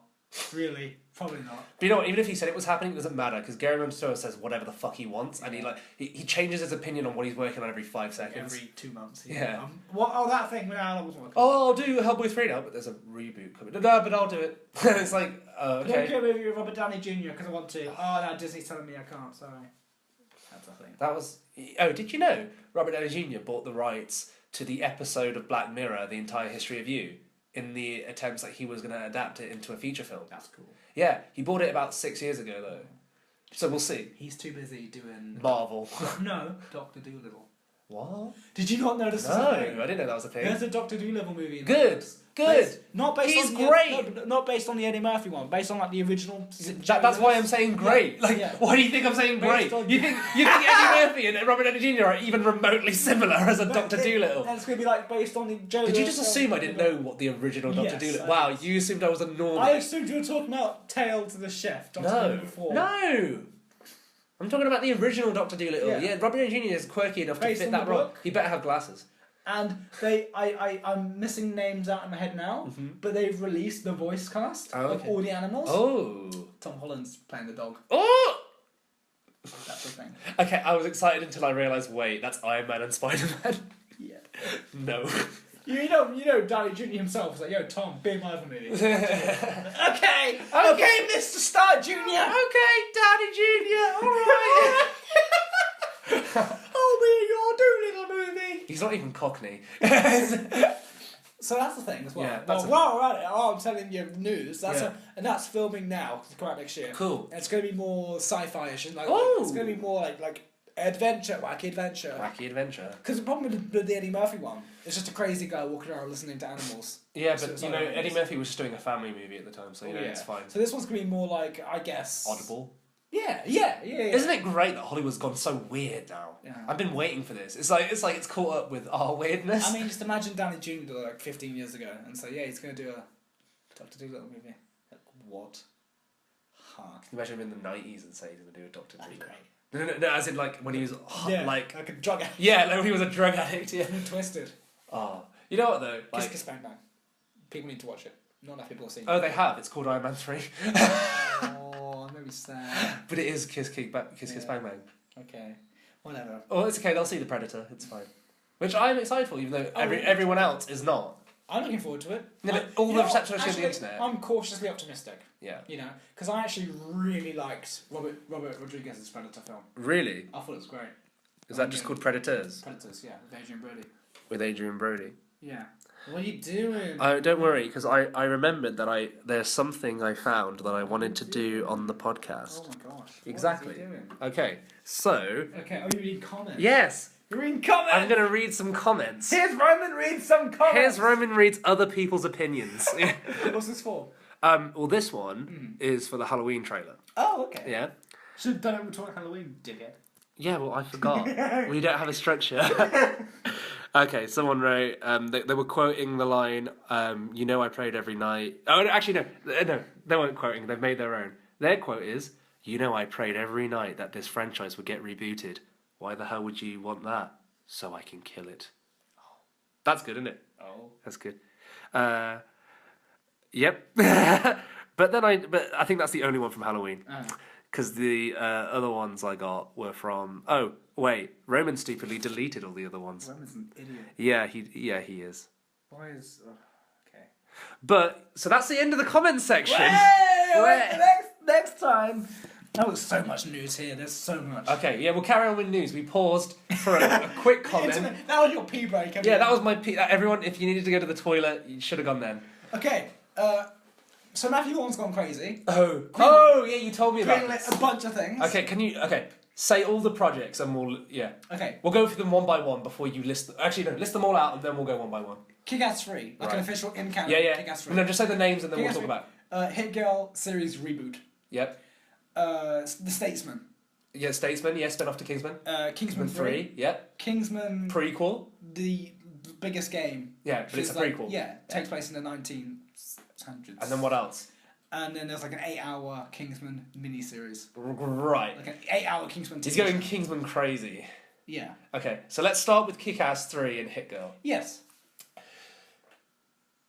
if Matthew Vaughn wasn't doing anything else, like Kingsman never was made, I get it, but now he's going overboard with the Kingsman stuff. I feel like he's moved past Kick-Ass, and I feel like he should leave it alone. I think it's like a pity thing, like, oh, that exists, I feel obliged a little bit. People are asking for it. Okay, I would rather... The cult fan are really asking for Kick-Ass. Yeah, but the cult fans, are justifying Kick-Ass 2.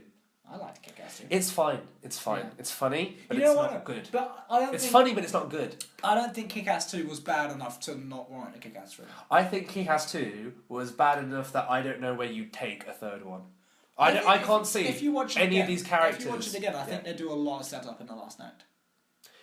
Yeah, but I don't see where you would take it. I don't see a place where you would take it that I would want to watch. You know what I mean? That's fair enough. But- You need to be brought, need to be sold again. Yeah, so and I think the way to do that is swap them round. I would have the Hit Girl spin-off first, and I would have Chloe Grace Moretz. Yes. I wouldn't do the remake or whatever he's doing. Yeah. Especially you saying it's, a year after... Well, yeah, he wants Kick-Ass 3? to do Kick-Ass 3 in canon. And then he wants to reboot the and whole like thing. less than 3 years, Hit Girl reboot. Yeah, no. Should probably lead on to... And I assume Chloe Grace Moretz is going to be in Kick-Ass 3. Yeah, that's what... So, yeah, it's stupid. I should get Hit Girl. I should get like a Chloe Grace Moretz, like a teacher, or like a mum, or something stupid. Oh, you know what? Hit Girl movie. Oh. Well, what if it was a passing the torch kind of thing? Yes, I'm fine with that. That would be cool. I'm fine with It that. should be like, what, 25? But if it's a remake, who do you get for Big Daddy?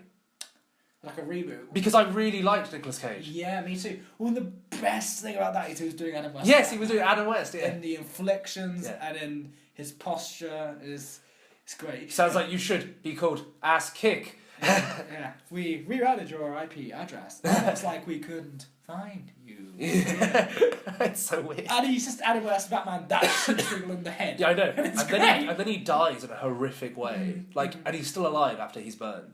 That's really horrible. It was really graphic Yeah. at the time, yeah. But you know what? I love the bit where they see on the security camera that it's like a Batman killing people, Yeah. and then just the whole scene's beautifully directed. It's great, yeah. But yeah, Who would I get? who would you get as Big Daddy? We need someone of that same kind of caliber. Really? I think so. You need someone... Oh, I know who I'd get. Do tell. Steve Buscemi. I can see him as a fucking crazy person. But that's He'd have to be- if say we were letting a James Gunn do a. He'd have to a be Hit Girl built thing. though, wouldn't he? Because Big Daddy in the comic is like... Okay, you know what I'd do then? Like, Steve Buscemi is controlling a drone. Yes. Yeah, that's the direction. Yeah. That's a direction. That's a direction. That's something. Yeah. Um, And he's built that to train Hit Girl. It's not built to be its own hero. That works. It's a training thing. that works. Yeah. That works as a reboot as well. Yeah. Yeah. But Kingsman 3. Right. I don't care. I seem to be one of the only persons that don't hate Kingsman 2. I do not care. I like it. I like Kingsman 2. It's good. It's exactly the same as the first one. It's as ridiculous. I don't know why everyone's all like, this is stupid. The first one was stupid. I don't know. They're both stupid. They're great. It's annoying because now I'm in front of you. I can't articulate it, but that's how I feel. I feel like the second one jumped the shark. Really? I couldn't articulate it, which doesn't make a compelling podcast. I mean, okay. Well, I get what you... Okay, the shot in the head thing, I think it's a bit over the top. Yeah? I mean, I think Kingsman 1 didn't... It had an insane tone, but it didn't go balls to the wall in terms of context and plot until the third act. From what I remember. Yeah, so why would you do exactly the same thing for the sequel? Why would you not allow the balls to the wall to be there from the beginning? It was in the second one, wasn't it? Yeah, exactly. But you're saying that you liked the first one because it was quite grounded until the third act. I see what you're getting at. I think it's because the first one built to that. Yeah, and I get that. So as a film... exactly. So I didn't need that build up again. Well, that's because you're watching it as a sequel, I guess. I guess people are just watching it as a film, I guess. I do wish it was the third one. Yes. It feels like a third film. Yeah, I guess. I would have rather had a set... Because look, here's what... What would you do with a third film? What? What would you do with a third film? Going from this? Well, what they said is it's to wrap up the Kingsley-Harry relationship. Yeah, the Eggsy Harry stuff, yeah. That's what it's... See, that's what I would have done if this was the third one. Because I wouldn't have had Colin Firth come into the... Well, okay, if I was doing a second one, yeah... You would bring back Colin Firth. Well, I'd have him in a kind of Eggsy sees him. Okay. Like a mental thing. Like a flashback. Yes, not like flashbacks, but like you know when you see a ghost, but they're not really a ghost. Oh, okay. It's like like that. Like as if he has conversations with a dead Colin Firth when he's coming to terms with his own decisions. Okay. Yeah. So Colin Firth does not exist. He's not alive, but they still have that relationship because Eggsy still carries him with back him. in the third. Yeah, I would just have this second film be the third film. Well, then what do you do? Yeah, but what I'm saying as well, the reason why this feels like a third one to me, like the second one, is because they blew up the Kingsman base and they killed off like most of the principal cast. Yeah, they killed off what's her name, Lancelot. Like and I'm like, no, I think you needed a whole film. I think there's a whole film missing in between 1 and 2. What I did hear, and it's lame. From what came out in that same article, he's trying to find ways to write around it and bring Mark Strong back. No. That's what he's trying to do. No. It was feel forced. Whatever. It was beautiful. Yeah. It was beautiful. Because you know why I like Kingsman as well. And okay, this is a bit contradictory because I loved the fact that they just shot Colin Firth in the head in the first one. Yeah. This is that kind of He's boom. died. Yeah. And obviously bringing him back undermines it. Yeah. But before I found out how he came back, like the intrigue of that, maybe he was coming back and he like faked his death or something. Yeah. I was like into. Then the trailers made me not into it. Then when I saw it, the weird butterfly thing. No, that wasn't in the trailer. No. That's in the film. Only when you see the film, though. Yeah, no, but when I saw the film, like, no, not getting to the film yet. But what I thought like would have been better is if like it was something quirky that brought him back. But I feel like I would have liked it better if he didn't come back, especially straight away. Yeah. Which is why I think there should have been another film in between. Because I think that reveal of them resurrecting him, I guess so. that would have been way better for the third film, would it not? And also introducing Statesman would have been way better for the third film. As a series, Yeah. I think that would have been better. Yeah. I think it also would have. It could have cried, "We're out of ideas. Bring back the first one." Yeah, that's why I would save it for the third one. I think the Statesman felt like a very sequel thing to do. Personally, it's like, oh, you're American Kingsman. Speaking of which, getting their own film. Thoughts on that? They stole the. I'm a fan. I like Statesman. Yeah, they stole the second one. Yeah. For me. I hope they bring back Jeff Bridges. Yeah, because Jeff Bridges was great. Jeff Bridges was amazing. Yes, Channing Tatum was good. Pretty forgettable, if I'm honest. For me. Yeah, that's because he's barely in it. Halle Berry. Halle Berry's great. I thought she was forgettable as well. I really. In fact, I think she was my standout character in that film. I remember Jeff Bridges. I do not remember Channing Tatum. I wanted her on screen way more than she was. She got a good amount of screen time, especially near the end. Yeah, but the thing is, like, I really enjoyed her character. Yeah. Like, I really bought into her character. What was her arc? Her arc was she wanted to be like an agent, right? Yeah, and they were always, whiskey was stopping it. Yes. Yeah. They were all corrupted, innit? Yeah. So she's whiskey now, innit? So that's happening. Yeah. But anyway, like I was saying in terms of the killing of Colin Firth, like I like the fact that Kingsman is a franchise that kills people off, and like so I like the fact Mark Strong was killed, and I don't want him to come back. They couldn't do it. Yeah. They found a way to bring back Colin Firth. No, but the thing is, I think that's the only one I would have accepted, Colin Firth, and in the way because his death was so over the top, and the way they bring him back. I think the twist would have been good for the third film. Whereas, like, they didn't bring back Michael Caine, who was amazing. Yes. Yeah, and that's great. They didn't bring back anyone else. Yes. Yeah. And death just seems like it is a thing, and it's permanent, and it's stakes. Yeah. So, don't bring back Mark Strong, please. But they're gonna do it anyway. They're gonna find a way around it. I mean, what was that weird cooling ice thing they did on the? But he wasn't shot in the head. He was blown up. Blown up everywhere. He was blown up. So you can just have that everywhere, all around his body. Gels. Yeah, it'll be like a kind of Frankenstein stapled together body thing. The thing is, Kingsman's a crazy universe. You can do anything. Well, now you can. Yeah. And the one I'm looking forward to the most is Kingsman: The Largest Game, whatever it's called. Oh yeah, the prequel. Yeah. I think that sounds. Because Colin Firth and do you think Michael Caine will be in it? No. De-aged Michael Caine. Even then, would he be old enough? It's like 1910. There's one. Yeah, of course. Sorry, I'm being stupid. Yeah. De-aged who would you cast then? Is the cast? De-aged Michael Caine by like 30 years. Have him play his own dad. Yes. Do it. Yes. No. Just bring him in, and that's his grand. Yes. Nepotism. So who would you cast? As like say a Galahad and a Lancelot and a Merlin. Like the and OG. Arthur. Yeah. Like Arthur, Merlin, Lancelot, and Callahan. It's got to be people that kind of fit that kind of time. See, I'm so bad at that kind of. James McAvoy. I would have James McAvoy as as an Arthur. I would have said Christopher Lee, but dude's dead. Yeah, he would have been great as an Arthur. Yeah. I'm trying to think like a mid-age kind of. Bring someone in like Freddie Highmore, or whatever. That's like one of the younger ones. I don't think he could do like a. In like a 1910 kind of aesthetic. Maybe. I don't know. Yeah. I like that concept a lot because I go. The big thing about Kingsman 1, while you have the characters. You know what, Henry Cavill. Yeah. Yeah. He's got that face. Yeah. Yeah. He did Man from U.N.C.L.E. So the thing that I found fascinating about Kingsman 1 wasn't even necessarily the characters, even though they were very good. It's the organisation. Yeah. So to go, where does that start? With like no internet, no computers. That's interesting. That predates all James Bond stuff. That's the 60s. This is like 1910. Yeah. I'm not going to call it the Victorian era like I did the other week. Yeah. But like, That's a whole 100 years earlier. This is old. It's like the photograph is just being existed. The train, the early silent film. Yeah. And yet they built an underground base. Kingsman. Yeah. That's what interests me. What would that look like? Yeah. That's what really fascinates me. Do you think they're going to be like... Okay, now the reason you like that is because of how simplistic and unique it could be. But do you think they'll be like, nah, they were smart enough to make ray guns back in those times and just they invented rockets! Yeah, I hope not. They will. Matthew Vaughn's like he might, because he does like his weapons. But he does a lot of hit kill stuff with knives. Now people like smoke guns and stuff. Muskets. Really cool. Yeah! Muskets. Really Pistols. cool. Like, you know, Sherlock Holmes pistols. Yeah, but Kingsman. Yeah, Wouldn't that be pistols. cool? And like early cars. When do you think wicked. Statesman was made? Do you think Statesman came do you think Kingsman and Statesman are the only ones? Or do you think there's more? That's probably more. I think... So what do you think's the first one? I would probably say Kingsman's the first one. Yeah. I'd say Statements came out like 20 years later because they No! That came out in the Prohibition, maybe. Into it, cause booze! Yeah, alcohol! Yeah! So they were a secret club of like... Yeah! Speakeasies! Yes! Yeah, speakeasies. You could do so much of that. Yeah, you can. That would have to be like the sequel to the prequel kind of thing. No.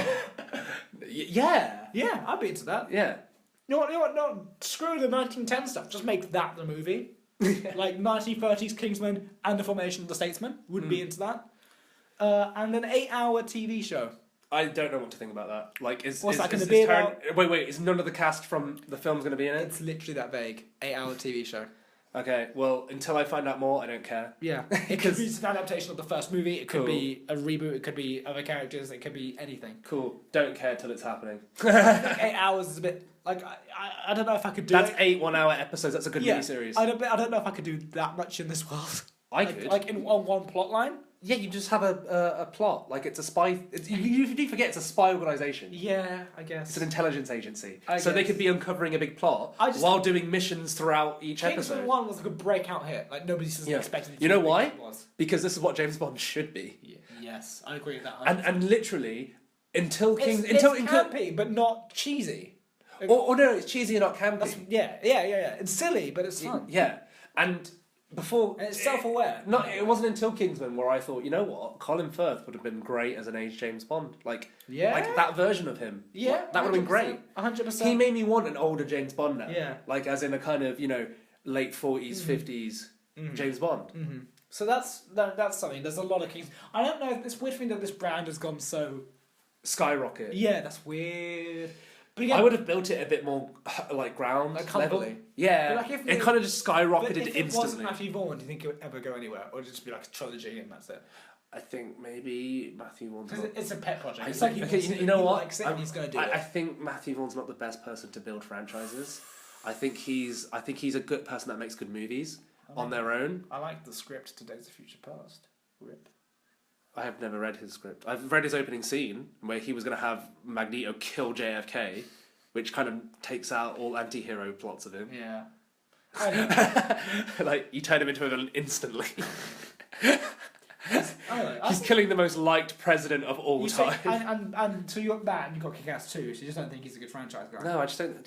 I like Kingsman 2. He can make universes. Kick-Ass 2, sorry, man. No, I think he can make movies. I think he needs a producer like a Feige. Oh, sure. He needs someone behind... Look... Well, he was a producer himself, not the biggest fan. He can be the driver, but he needs a sat-nav. That's a good way of putting it. Yeah, he needs someone that does the directions. He needs a coordinator. I think he was the producer on Eddie the Eagle, though. That's great. Yeah, but that's not a franchise. He was also a producer. That's a biop. He was also a producer on Fat Four Stick. That's the thing. We're all allowed one. Everybody gets one. Everybody gets one. You know who doesn't get one? Who? Peter Jackson. Because it's just he's just officially announced that he's not associated with the Lord of the Rings TV show. They're doing. Oh really? The Amazon TV show. They reached out to him. you don't class The Hobbit as his one. I think it's okay. I think it's just horribly edited, but that's Yeah, but also he didn't come to the project till like a week before shooting. like 4 months. Yeah, 4 months of pre-production for a trilogy with this budget. Okay. Yeah, okay. Yeah. So the Amazon TV show, which they've announced, is going to be 8 seasons. I think What, Lord of the Rings? It's You mean Kingsman? No, Lord of the Rings. It's going to be Middle Earth. It's fine. going to have like a crazy. We're going to make Game of Thrones. I think it's. Gonna That's have all that they're I saying. think it's going to have a something insane, like a $30 billion budget. Wow. For 8 seasons already pre-ordered.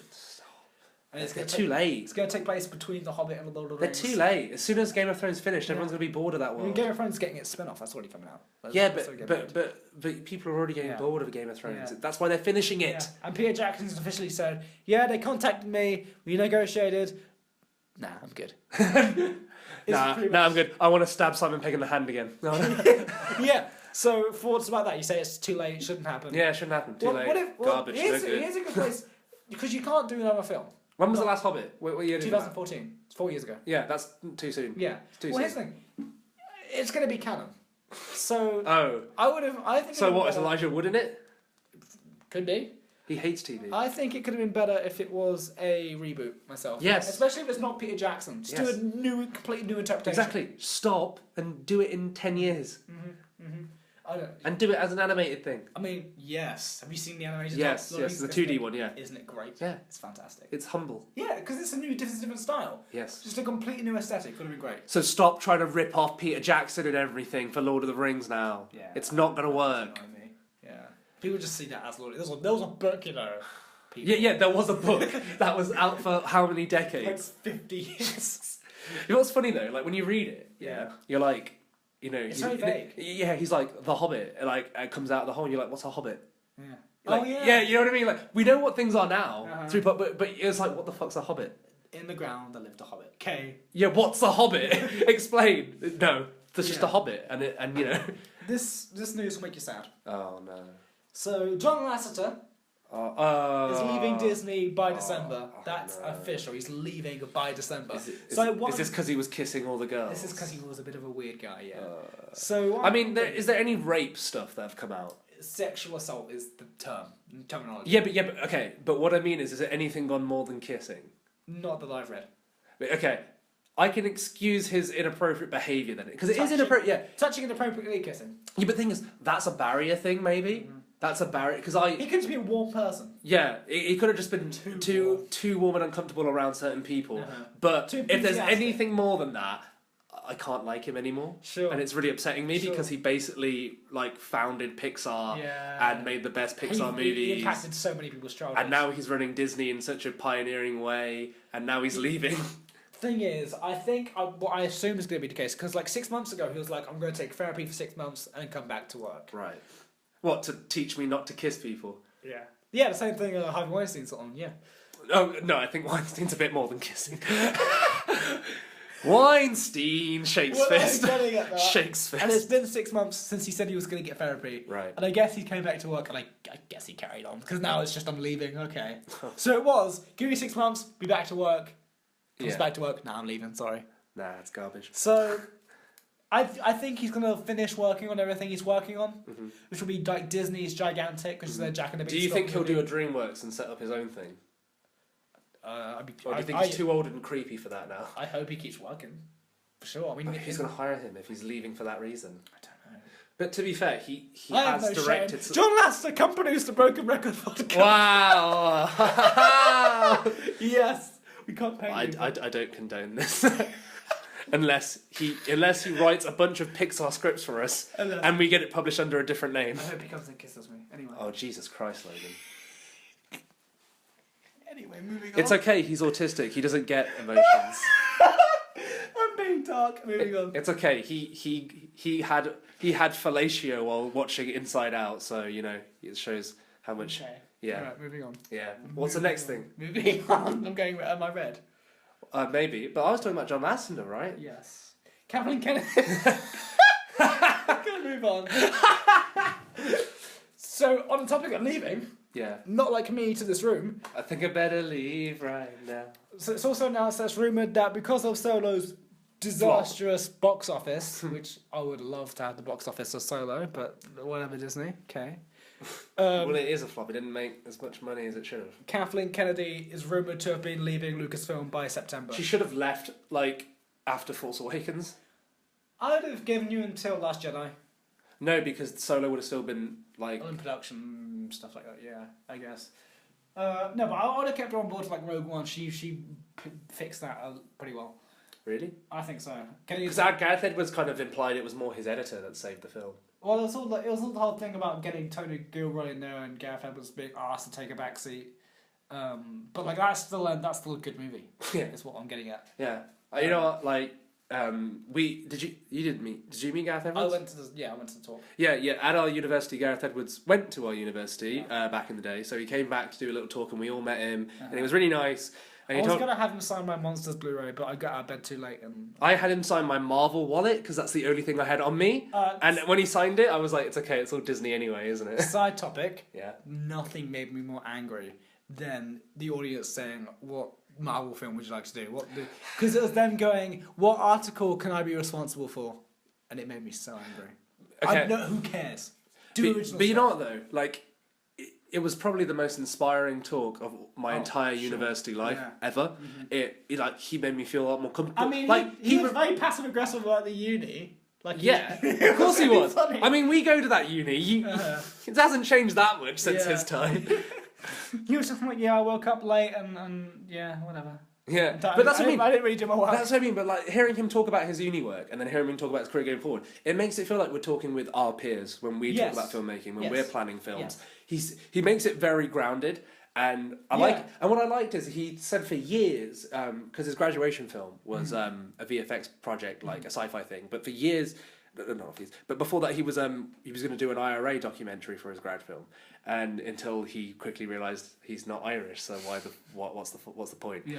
But for years after, he said that he thought his graduation film was his biggest mistake, and he shouldn't have done a sci-fi VFX thing, and it was stupid, and no one was doing it, and that's what obviously got him big and famous, and what got him jobs into the animation department, and what led to him making a Star Wars. Yeah. You know what I mean? Yeah, it's crazy. But like Kennedy. So, but. I just don't think she's... Would you call her a good producer? No. I'd say... I don't know. I know. You know what? Yes. She's a good producer. She's not a creative producer. I mean, like, her non-Star Wars stuff is fine. Yeah. Like, that's what I mean. She's a good producer outside of Star Wars. BFG she did. Bridge of Spies. That's great. Bridge of Spies she did. For producing, the marketing was really great on it. Like, the production itself seemed like... Both of those were Spielberg, so that's going to have a smooth process. Yeah, but I don't know, because I think Spielberg's a bit difficult with actors nowadays. I mean... Because I don't think Spielberg understands like a modern audience anymore. Sure. I feel like... He's doing his own thing. Right? I feel... Yeah. And I feel like that's why she's a good producer that way, because she can filter his style for the modern audience. That's true. I mean, she produced all 4 Indiana Jones films, even like Raiders. She produced all the stuff. Wow. So that's where I tip my hat to you. Yeah. But not for Star Wars. That's where she goes back. Her origin in producing is the Indiana Jones series. And that's great. Did she do... Wait, she produced the 4th one? All of them. Okay. She 5. Yeah, she's producing the 5th one as well. Good for her. Of course she is. It's Lucasfilm. But yeah, she produced... Yeah, but 5. I thought she's leaving Lucasfilm though. She'll still be doing that because... Oh, really? Yeah. Because her husband's also the main producer of that series. Okay. So... But yeah, I don't know. Who would you get to replace her? Dave Filoni. Dave Filoni. Mm-hmm. He's the guy who does all the cartoon stuff. Because as a person, he just gets that universe. Right, yeah. I get what you... Wait, didn't they introduce time travel? They did. I wasn't a fan of it. But like, leading up to that... Yeah. Wasn't it in the final episode of like Rebels? It was like in the last season, yeah. But I think he is very charismatic. Mm-hmm. He's a good creative. Yeah. And I'd get him. I don't know. I don't even necessarily think there needs to be a face to the head of Lucasfilm because it was George Lucas for so long. I think there needs to be because you had a George Lucas. Yeah. Someone needs to run it. Feige runs Marvel. I know. Why should someone not run like Lucasfilm as a creative? I don't think you compare Star Wars and Marvel on a cultural level. Oh, they've got. Oh, yes, you can. Yes, you can. That's a discussion for another day. No. But here's why. It's the same reason why Disney bought both of them. Yes. Because they have a backlog of infinite characters in a universe that's infinite in possibility. That's popular. I mean, they're almost carbon copy for what you can do in terms of developing a universe. In terms of making stuff. So you need someone I think culturally speaking, though. Yeah, what they do to audiences, Yeah. But the producer's not going to deal with that. That's the director's job. I mean, Star Wars has been Star Wars for 45 years. Marvel in film has only existed for picked 10. up 20 at best. Yeah. Yeah. Yeah. So I don't know. Yeah, but that's because but you got to remember Kevin Feige started this new trend in cinema. Yeah. And he saw that, and now the audiences love that. Uh-huh. And the old version of Star Wars can't exist. Let the past die, as Kylo Ren says. Oh, please no. Would you keep her a part of Lucasfilm Yeah, as a whole? yeah. Just not as a producer. I definitely think her. She's the president of the company. I think she definitely has a right to say what goes on with her company and her films. Yeah, yeah. She definitely has that right, and I do think her opinion is important. But you can't just ignore her opinion. But I think she needs to understand that you need someone I wouldn't even say put Feige in this. You need someone like him that can understand the universe, as a fan. You understand how to talk to people. Yeah, and also needs to understand not what people want. That's what my problem is. They've made 4 films right now, with a 5th in pre-production. Mm-hmm. Every one of those films but one has had either a director leave, a director fired, or a director asked to take the back seat. Mm-hmm. All of them. Exactly. But Force Awakens. Every single one. And what does Marvel do with its directors now? They fire them or they don't. No. You're just talking about Edgar Wright. Just Well, that's what you think someone like Ryan Coogler and Taika Waititi could have ever directed a Marvel movie? They'll fire them or they won't before they they'll hire them or they won't. That's what I mean. They'll meet people. No. But look, Marvel let James Gunn, Ryan Coogler, James Gunn movie, Ryan Coogler movie, and Star Wars needs to do that. Yes, that's what Last Jedi was. That's what Solo was gonna be. Yeah. Solo, I haven't seen it, and I hear it's great, and I'll watch it. But I would love to have seen a fully Lord and Miller film. Yeah, doing great. Yeah. You look at Rogue One. I mean, comparing it to Godzilla, that is a Gareth Edwards movie. Yeah. Yeah. I love Rogue One. Mm-hmm. I would love to see more of what Gareth Edwards wanted to put in it. J.J. Abrams, that didn't feel like an Abrams movie to me. It did to me. It felt like somebody trying to do young Spielberg, young Lucas movie. Oh, no, but I see J.J. as doing that kind of thing. No, he is the modern Spielberg. Yeah. I mean, Super 8, yeah. I just mean everything. Mm-hmm. Star Trek. Yeah, remember when Spielberg did Lost? Yeah. Wait, did he actually? I thought. I was gonna say. I know it's J.J. Abrams, but it's because obviously he exec produces everything in the world, so why not? Moving on. Justin Bieber's doing an animated Cupid movie. Don't care. Moving on. Why does it exist? Moving on. Why does it exist? It's 10 years too late. Probably 15 years too late. Moving on. Just acknowledging that's a thing. Yeah, that's a thing. What's it gonna be about? Who cares? Who cares?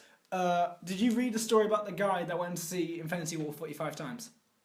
No. There's a guy who went to go see it 45 times. How? Paid every single ticket. How could you watch it that many times? It means he's seen it almost every day since release, at least once. Really? At least once. So it probably means he saw it 3 times in one day or whatever.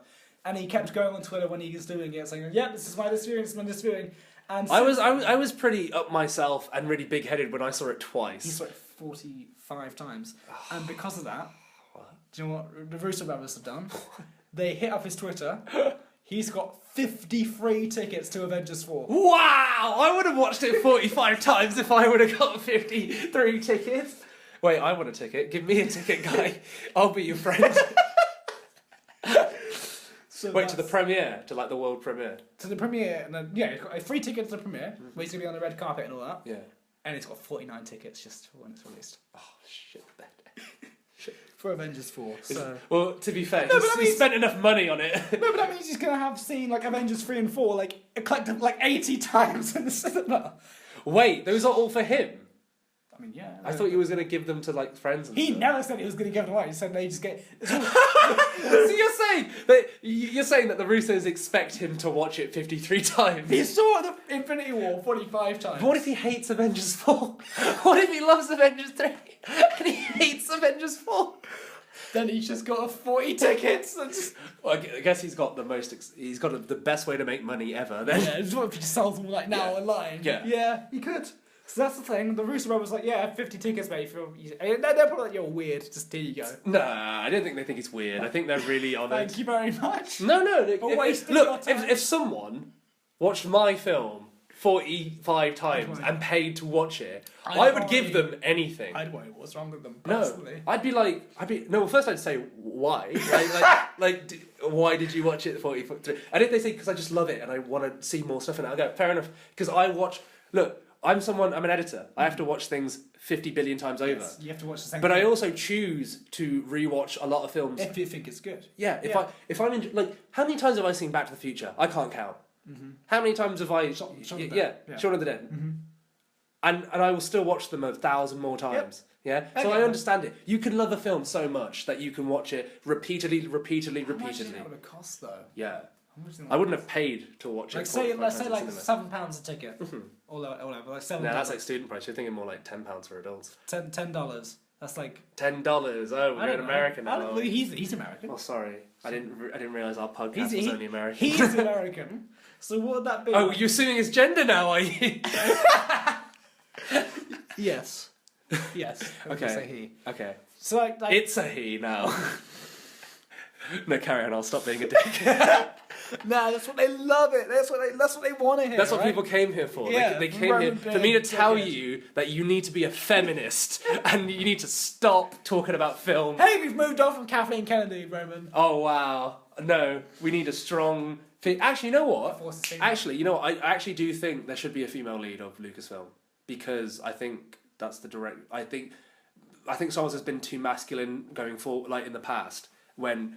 At this point, no. Like you know, with Rey and with. I look at Empire Strikes Back and I guess Leia's a cool character. 4 and 5. Yeah, episode 6 ago.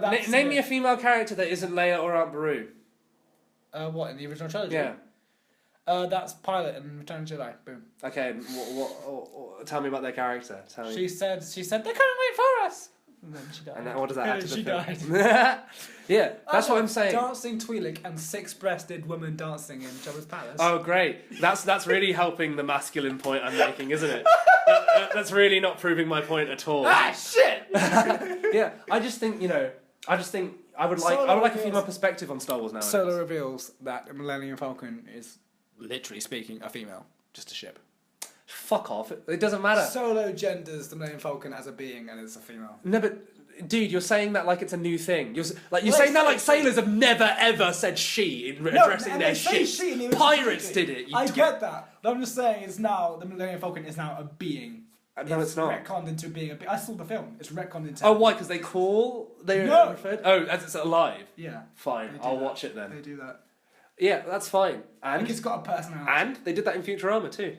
I'm just saying that's another one, the Millennium Falcon. Yeah. Iconic. All I'm just saying is we've had enough of George Lucas and other men showing us Star Wars. I would like to see what women do. I would want to see a whole. I think Leia should be like a slave, and I should put her in pink gear because it's detrimental to the story I had planned in my head. Yeah, I need to show her in a sex slave outfit because it's the plot, of course. But no, I really want to see what a female director and a female like lead of the whole franchise. I know Kathleen Kennedy is female, and I think you should retain that.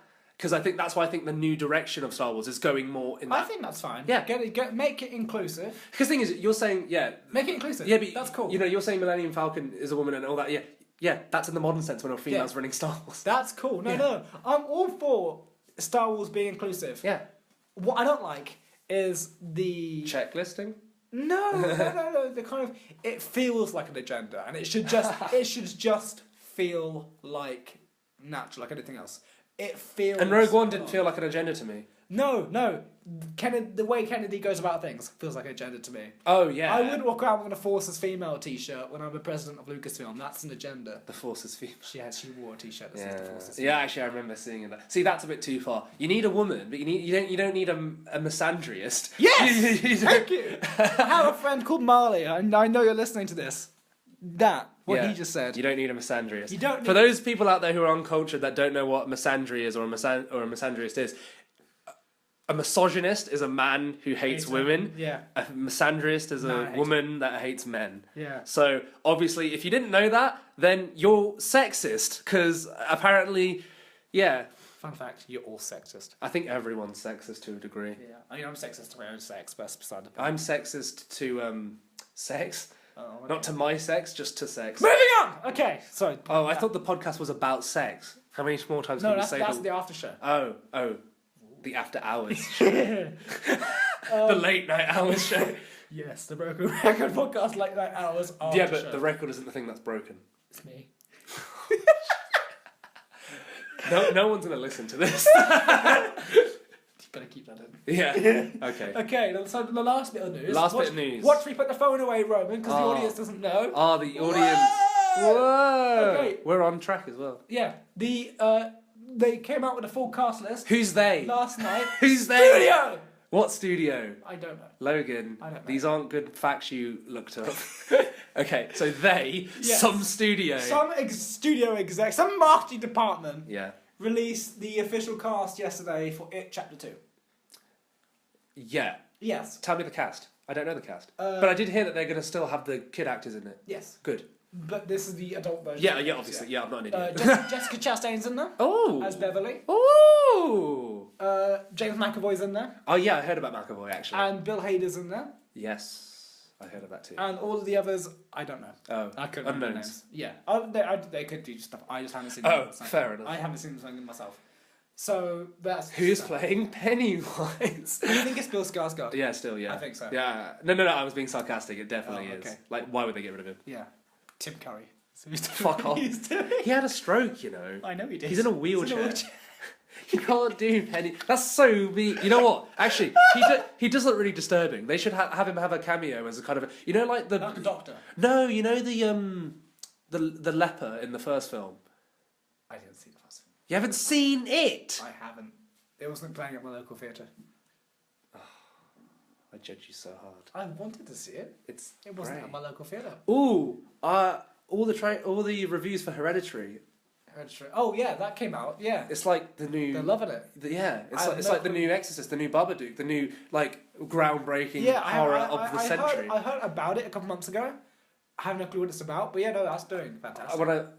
I've heard what the synopsis is, but they say don't even go by that because It just goes everywhere. well, all the reviews That's I've what it read have left out the supernatural stuff in the film on purpose to not to ruin it. Okay. So they say we don't want to tell you anything about it because it's amazing. And I was like, okay, Okay. good year for horror.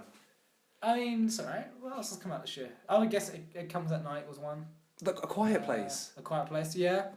And then Halloween's coming out this year. Oh yeah, it is. Yeah. Yeah. What we started the podcast with, basically. Yeah. So, I mean, it's been a pretty good year, I guess. Yeah. And then you had Get Out at the end of last year. Yeah, Yeah. and you also had It last year as well. Yes. Like the horror season. Hot scoop. Not the biggest fan of Get Out myself, but I understand why it's really loved. It's very artistic though. I think it's very. Have you seen the alternate ending? No. I saw it on a cinema screen. Okay, and I thought- what's the ending I you thought saw? it was very Because I okay. can't remember which one's the alternate. All I remember, because I've forgotten so Yeah. much, shotgun to the face. There's a shotgun, there's a guy on the floor. Yeah. That's what I remember. Okay, I'll tell you It was the a endings. really tense. I'll tell you the endings. Tell me which you prefer. Okay. Yeah. Spoiler. At the end, he's on top of the white girl that's trying to kill him, his girlfriend. Yep. And a police car pulls up.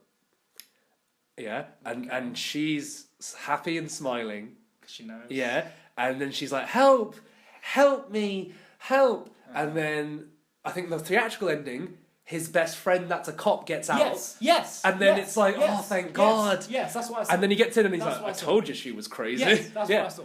The alternate ending is it's really the police and they arrest him and he goes to jail. Wow, that's very one of two ways. Yeah. And then there's an extra scene where he's in jail and he's talking to his best friend over the phone through the glass and he just says, I did it. I stopped it. I'm good. I stopped it. That's all he says to him, and then he stays in jail. Wow. And I'm like, wow. Thing is, I think that one's way more impactful for the point of the film, but I love the theatrical one because it's so subversive. Because as soon as you see the cop car, everyone knows shit. Yeah. Everyone's like, fuck, he's gonna. And the moment you see his friend, that's so unexpected for a horror film. Horror film's never done that. Subverted it in that way. I say what does it tell you about the audience, but what does it tell you about like the obvious metaphor for society at Yeah, that point? exactly. That can get that effect on the audience, just a police car. Yeah. And you know what's really funny? Like, culturally. Yeah, you know what's really funny though? Like, that's a race thing, obviously, but some of the best horror filmmakers have distrust for the police. Mm-hmm.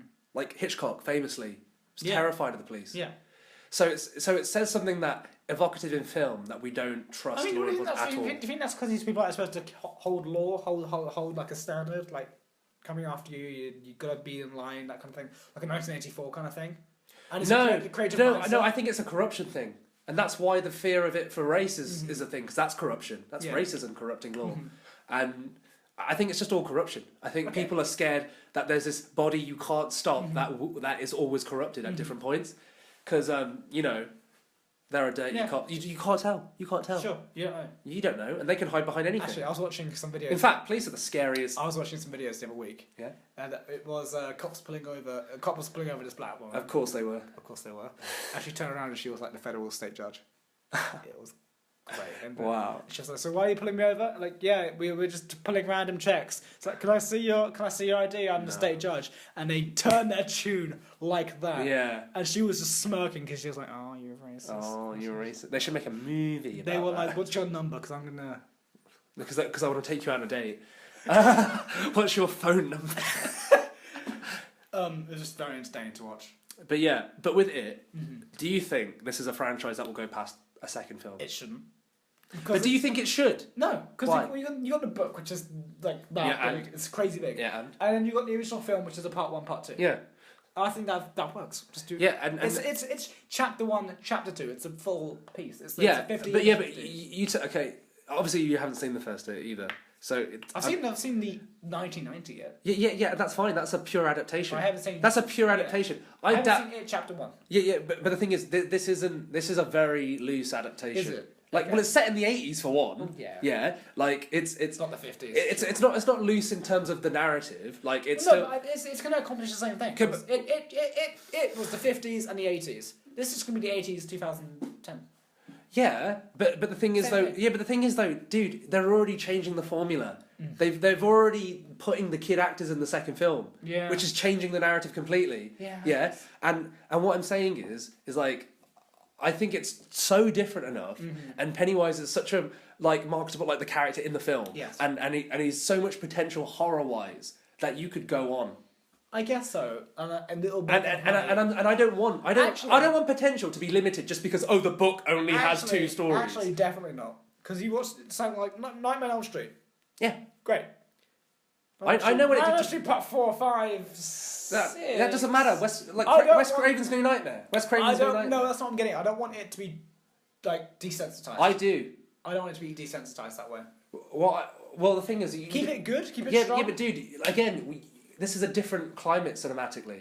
Like, look how different. Like, I guess you got The Conjuring. this is the Stranger Thing. Yeah, the Conjuring. If you do the Conjuring thing with it, we're like, but you don't have to do spin-offs. That's on film like 5 now, right? That's ridiculous. Well, okay, I just want to low-key point out that James Wan has done brilliantly in crafting this universe under the radar. Like, he made the first Conjuring, yeah? And then, this Conjuring 2 was greenlit, but he produced Annabelle, which wasn't a good film, and he learned from that. It's the only misstep in the whole franchise, because then he got... Because he found Lights Out on Facebook or whatever, said, this is great, we'll make it. You direct it, and I'll produce it. Yeah. Loved it so much. You're directing the Annabelle prequel, and it was great. And Conjuring 2 was great, and it's very different to the first one as well. Very different. And I'm very excited for the third one. He says he's not directing it because he won't have time, but that upsets me. But The Crooked Man and The Nun are the 2 spin-offs coming out of The Conjuring 2. The Nun has a trailer that drops next week. Yeah, I'm very excited. Yeah. So. But I'm more excited for The Crooked Man. Yes. Because James Wan says the way he's formatting this franchise now is that the Conjuring films are the staple, the motherships. And they set up. Well, no. Characters? They're mostly kind of haunted house stuff. Yeah. And his spin-offs, he wants to do other genres of horror. So you've got your doll, that's like possessed doll stuff, Sure. and then he wants the Nun to be a religious horror, and he wants the Crooked Man to be a fairy tale horror. I think that's interesting. Because The Conjuring are like true stories. Yeah. True story, in inverted quotation marks, the Warren cases. Well, the Warrens, the Conjuring 2 is probably the most famous case, in Britain, publicly, because it was in the news, and it was in papers everywhere. So for the them, people it happened to came to promote the film. they did. Yeah. So for them to do stuff like Annabelle, The Nun, The Crooked Man, that stuff's all purely what they want to do. It's anything. Well, I don't know, because Annabelle's is real. I know the Annabelle doll was real. But is the plot of Annabelle and Annabelle 2? I don't think the plot is, but I think they took traces of its history. Okay, that's fair enough. It's like any adaptation of a real thing. I guess. But I don't think The Nun is. I think The Nun's a completely that's what I'm original saying. concept. The Conjuring series is based on the Warrens doing these cases, like actual historical stuff that may or may not have been. But the thing is, actual. different. When you're doing the spin-offs, that's not based on actual history. Is it? Well, okay. Like the same way The Nun is a completely original concept that they made in the second Conjuring. Yeah, so that's an own character, and it's only tie into the Warrens is that it's an entity that's like trying to maybe kill them, and that I don't think is a real thing. Okay. The Crooked Man. That's a nursery rhyme. Like the nursery rhyme that plays on the thing is a real thing. That was a real toy. Okay. That was a real nursery rhyme. So the Crooked Man's been an old. That's why he wants to make this a fairy tale horror because it's quite. I don't know if it'll be like gothic. a German kind of like a grim thing. I don't know. Maybe because have you seen what the Crooked Man looks like in the film? No. I'll show you. I think I haven't. I'll show you a picture. No, as in the new film. Oh no. Like it looks the same, but you see full. Like he's not in the dark. Okay. You can see him full. Okay, interesting. And his eyes, like his hat is low, but his eyes are on the hat. And he's got this big smile. Into it. Like a Cheshire Cat smile. Into it. Yeah. Cool. And I really like the fact that he's going to do other horror genres within the genre. In the same. Was just a Raggedy Ann doll. Yeah. So Yeah. That was But in the film she's like all porcelain and creepier. But no, that's cool. Yeah. That's cool. In for it. It's great. Got no more news, honestly. Got no more news. Got no more news. Well, that's the first. Oh no! I dropped the mic and I broke the. It's broken. I broke the record. Why? You see, it's all the cracks. Yeah. It's cracked. Yeah. Anyway, we're at 2 minutes 23 minutes. 2 hours. 2 hours. Yeah. That's a good time. Yeah, good time. Do you feel like your time was wasted? Comment below. Comment below. We're going to try and keep the format of these to around 2 hours. Yeah, I'd say so. Yeah. Yeah. We went a bit over because it's the pilot. They will never sound this good though. But They will never sound this good because. Actually, the next we might, because we'll do a few while I'm here. But I guess the whole premise of us starting this is I'm leaving. Oh no! Oh no! It's a podcast that will be made from two ends of Europe. Yeah. Yeah. Has that ever been done before? Give us credit, please. Probably. You know what? It probably has, but let's just say we're the first podcast to do it. Ever to do it. Ever. This is me getting dressed. Okay, so is there anything you want to plug? Like a Twitter or a... No. Do you care about tweets? No, I'm not a Twitter person. Same. I have a Twitter account. When we have things to plug, we'll plug them. I guess I'd plug my YouTube channel, but not. Go on then. I don't really care enough yet. It's You know what? I'm gonna wait till this. It's what's it? Laughing Clown Productions. You plugged it, not me. Yeah, I plugged it. I'm gonna wait till this takes off, then I'm gonna plug it. Well, I'm plugging it. Look at Laughing Clown Productions. Yeah. I've got a few things out there you can look at. There's Junior Productions, but I don't really do anything on that anymore. I might later. I started a Doctor Who based thing called the Who Collection last year, and that blew up. So I'm going to continue with that over the summer. And yeah, when we have more stuff to plug, we will. And there's also Roman's Sexy Nudes, which is a Facebook page. You should like it. I guess. Well, it's not yet. I think Logan's going to make it. Tonight, I'm going to make it. Wow, please don't.